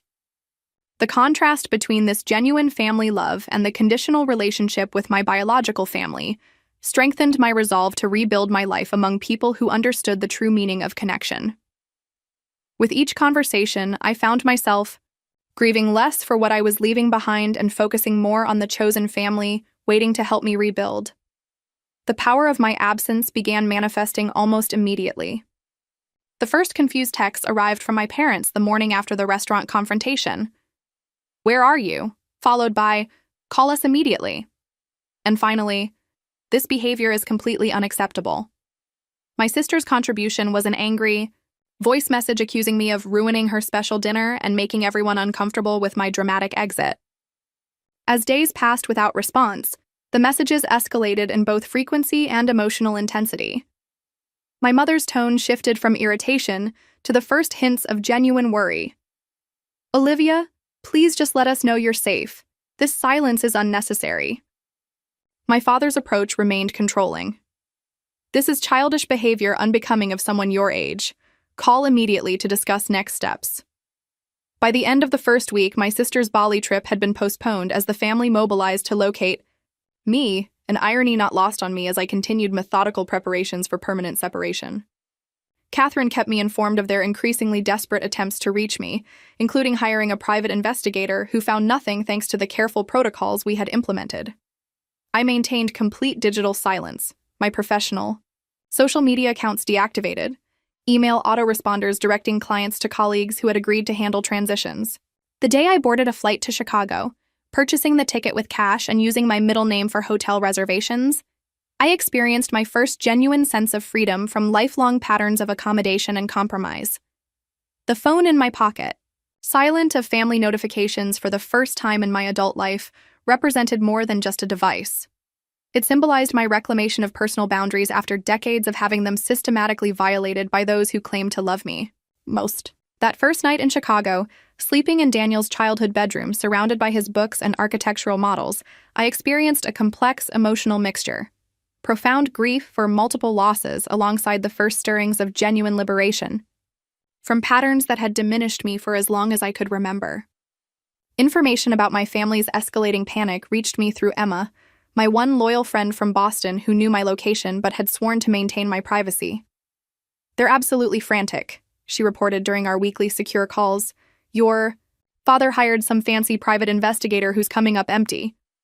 Your mother actually cried at her charity committee meeting when someone asked about you." According to Emma, my parents had filed police reports that were quickly dismissed when officers confirmed I was an adult who had chosen to leave, with financial transactions showing no signs of coercion or distress. She described my family's increasingly desperate attempts to locate me, calling every professional contact in my design network, checking hospitals across New England, even contacting Daniel's parents who maintained the polite fiction of having no information about my whereabouts. My sister's luxury Bali retreat had been indefinitely postponed as the situation intensified. The family's focus entirely shifted to finding me rather than supporting her healing journey. More surprising was Emma's report about wider social consequences. "The story has completely circulated through Boston society. Your aunt told everyone at the garden club about them selling Daniel's ring. People are horrified. The Bradleys actually declined your parents' dinner invitation last week, which has never happened." The extended family had fractured along clear lines, with most relatives openly condemning my parents' actions and expressing support for me, wherever I might be. My grandfather had apparently confronted my father in his club's locker room, telling him he was ashamed to have raised a son capable of such cruelty. Most gratifying was Emma's observation that for the first time, my mother seemed genuinely worried rather than merely inconvenienced by my behavior, and my father had begun to realize that his financial resources couldn't solve this particular problem. "Your sister is getting the cold shoulder from everyone," Emma added with poorly concealed satisfaction. "Turns out people have limits to what awful behavior they'll tolerate, even from the Carters." My new beginning in Chicago unfolded gradually, beginning with a small apartment rental in the city's artistic district, far from the luxury condos my family would have expected me to choose. The spare bedroom became my new jewelry studio, equipped with only essential tools purchased secondhand from local artisans. I established my business under Liv Mason Designs, incorporating my middle name and Daniel's mother's maiden name, creating deliberate separation from my previous professional identity while honoring my chosen family. The first piece I created in this new space became a form of emotional catharsis. A simple pendant incorporating a tiny fragment of blue topaz Daniel had once given me, set in swirling silver that represented the turbulence and transformation of the past months. From this personal beginning emerged an entire collection themed around Phoenix imagery and rebirth, using materials and techniques I had never explored in my previous work. The freedom from family expectations allowed creative risks I would have avoided before, leading to designs with raw, emotional honesty that resonated deeply with new clients. My business grew organically through word of mouth in Chicago's tight-knit artistic community, allowing me to maintain privacy while establishing financial stability. Integration into Daniel's extended circle provided social connection without the pressure of explaining my past. These people knew and loved Daniel, understanding my grief without requiring elaborate explanations. Sunday dinners with his parents became a cherished ritual, building new traditions rather than trying to replicate lost ones. As the first holiday season approached, I experienced surprising peace despite the multiple losses of the past year. The freedom from constant family manipulation created space for genuine grief processing, not just for Daniel, but for the family relationships I had idealized despite evidence of their dysfunction. For the first time, I recognized that walking away hadn't been an act of vengeance, but of self-preservation, allowing me to build a life based on authentic connection rather than obligation and performance. My family's attempts to make amends began approximately 3 months after my disappearance, starting with a formal letter from my mother delivered through Catherine's law office. The carefully worded message expressed concern rather than genuine remorse, focusing primarily on the unnecessary pain my absence was causing the family, rather than acknowledging the hurt they had inflicted.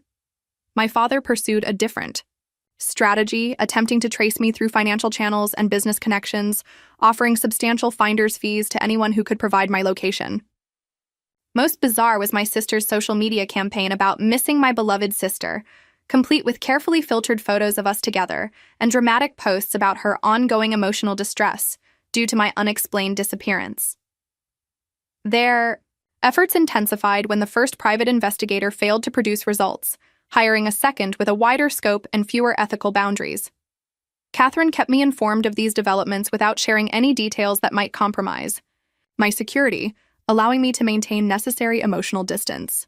My Aunt Elizabeth, the only family member who had immediately recognized the cruelty in their actions, reached out through Catherine with genuine concern and apology for not intervening sooner.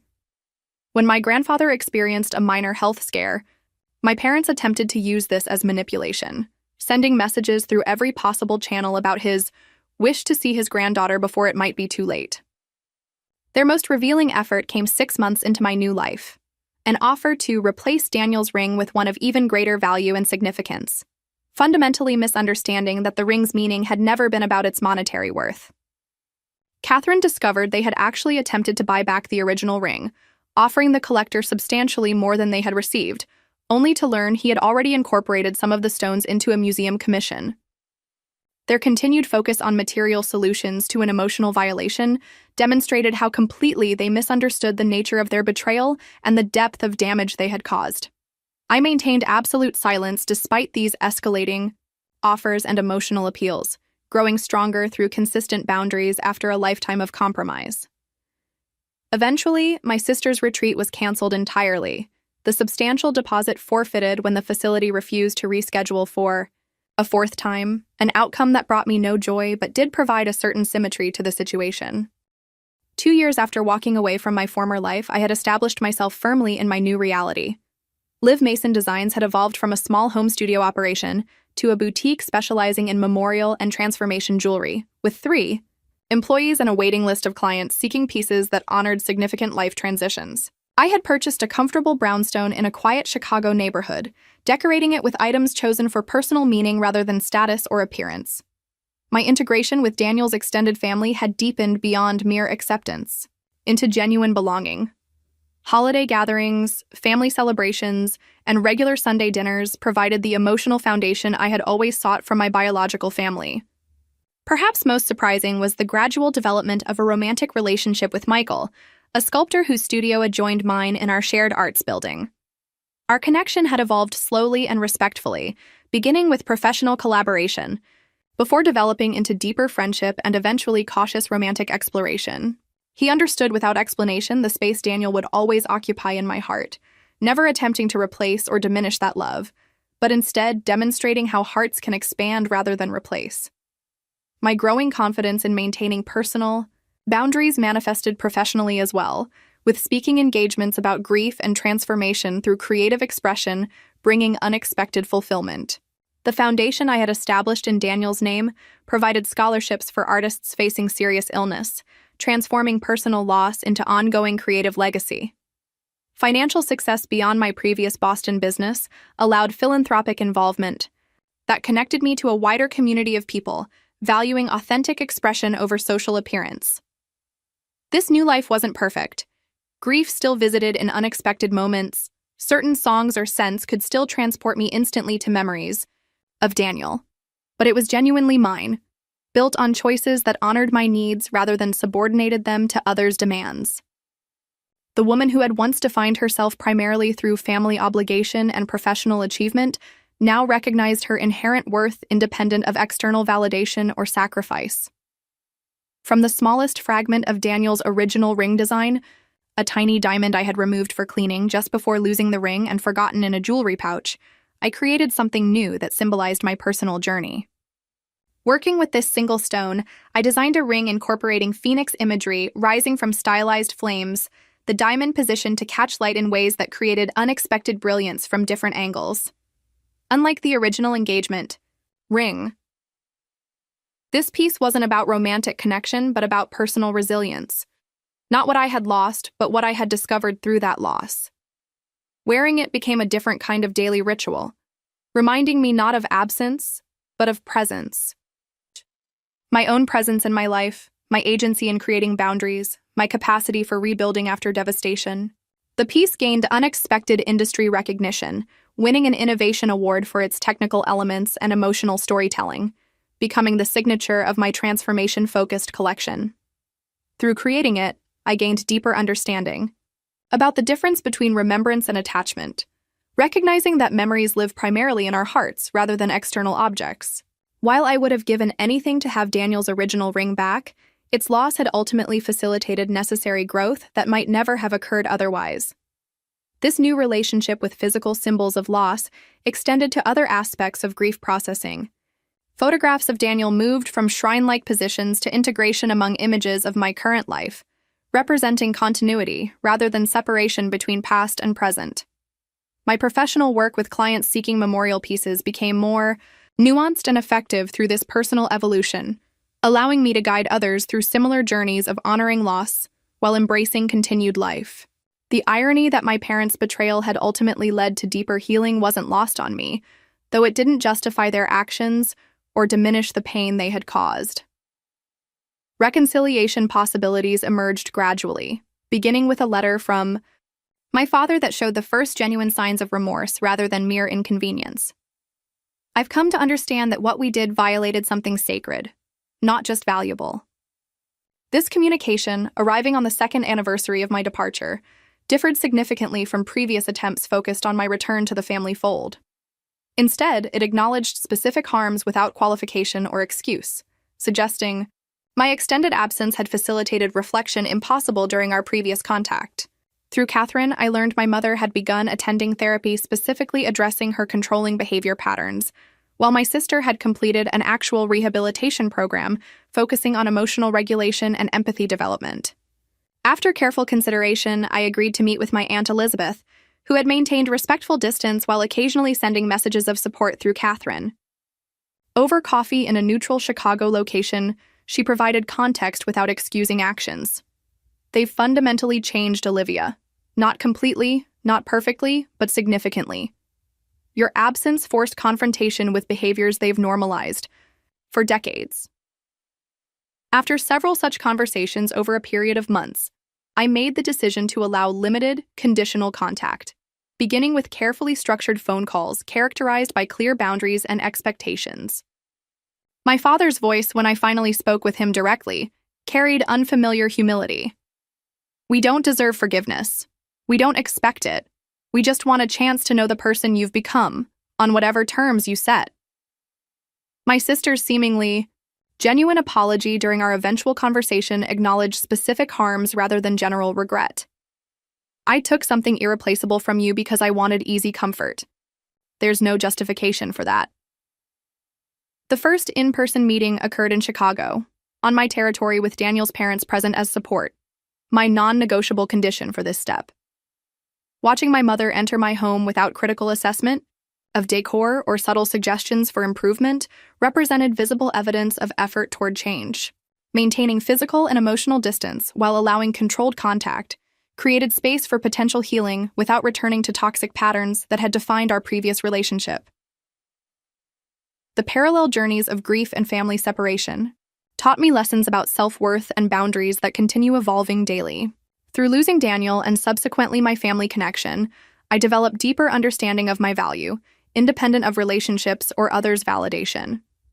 The capabilities that had once made me the strong, reliable daughter underappreciated because I handled things myself became genuine strengths once deployed for my own well-being rather than family approval. I found compassion for my parents as products of their own upbringing without accepting their harmful behaviors, recognizing that understanding origins doesn't require tolerating impacts. The peace discovered through walking away from toxicity, rather than continuously accommodating it, transformed not just my personal relationships but my professional approach to designing memorial pieces, incorporating elements of both honoring loss and embracing continued growth. The capacity to forgive without forgetting allowed forward movement without minimizing legitimate harm, creating possibility for limited future relationship without returning to damaging patterns. My experience with clients seeking commemorative jewelry evolved through personal insight, helping others find balance between remembrance and continued living that had previously eluded me. The foundation established in Daniel's name supported artists facing illness while allowing his creative legacy to continue generating beauty in the world. Looking toward an open-ended future with possibility of limited family relationship, I recognize that healing remains ongoing rather than completed, requiring continuous attention to boundaries and honest assessment of interactions. The ring I now wear daily reminds me that disappearing wasn't running away, but running toward my authentic self. A journey that continues with each choice to honor my needs alongside but not subordinate to others. What would you do if someone took your most precious possession? Would you forgive, forget, or forge a completely new path? Share your thoughts in the comments. And if this story resonated with you, please hit that subscribe button to join me for more real-life experiences. Remember that sometimes the most painful endings create space for beginnings we never could have imagined. Thank you for listening to my journey.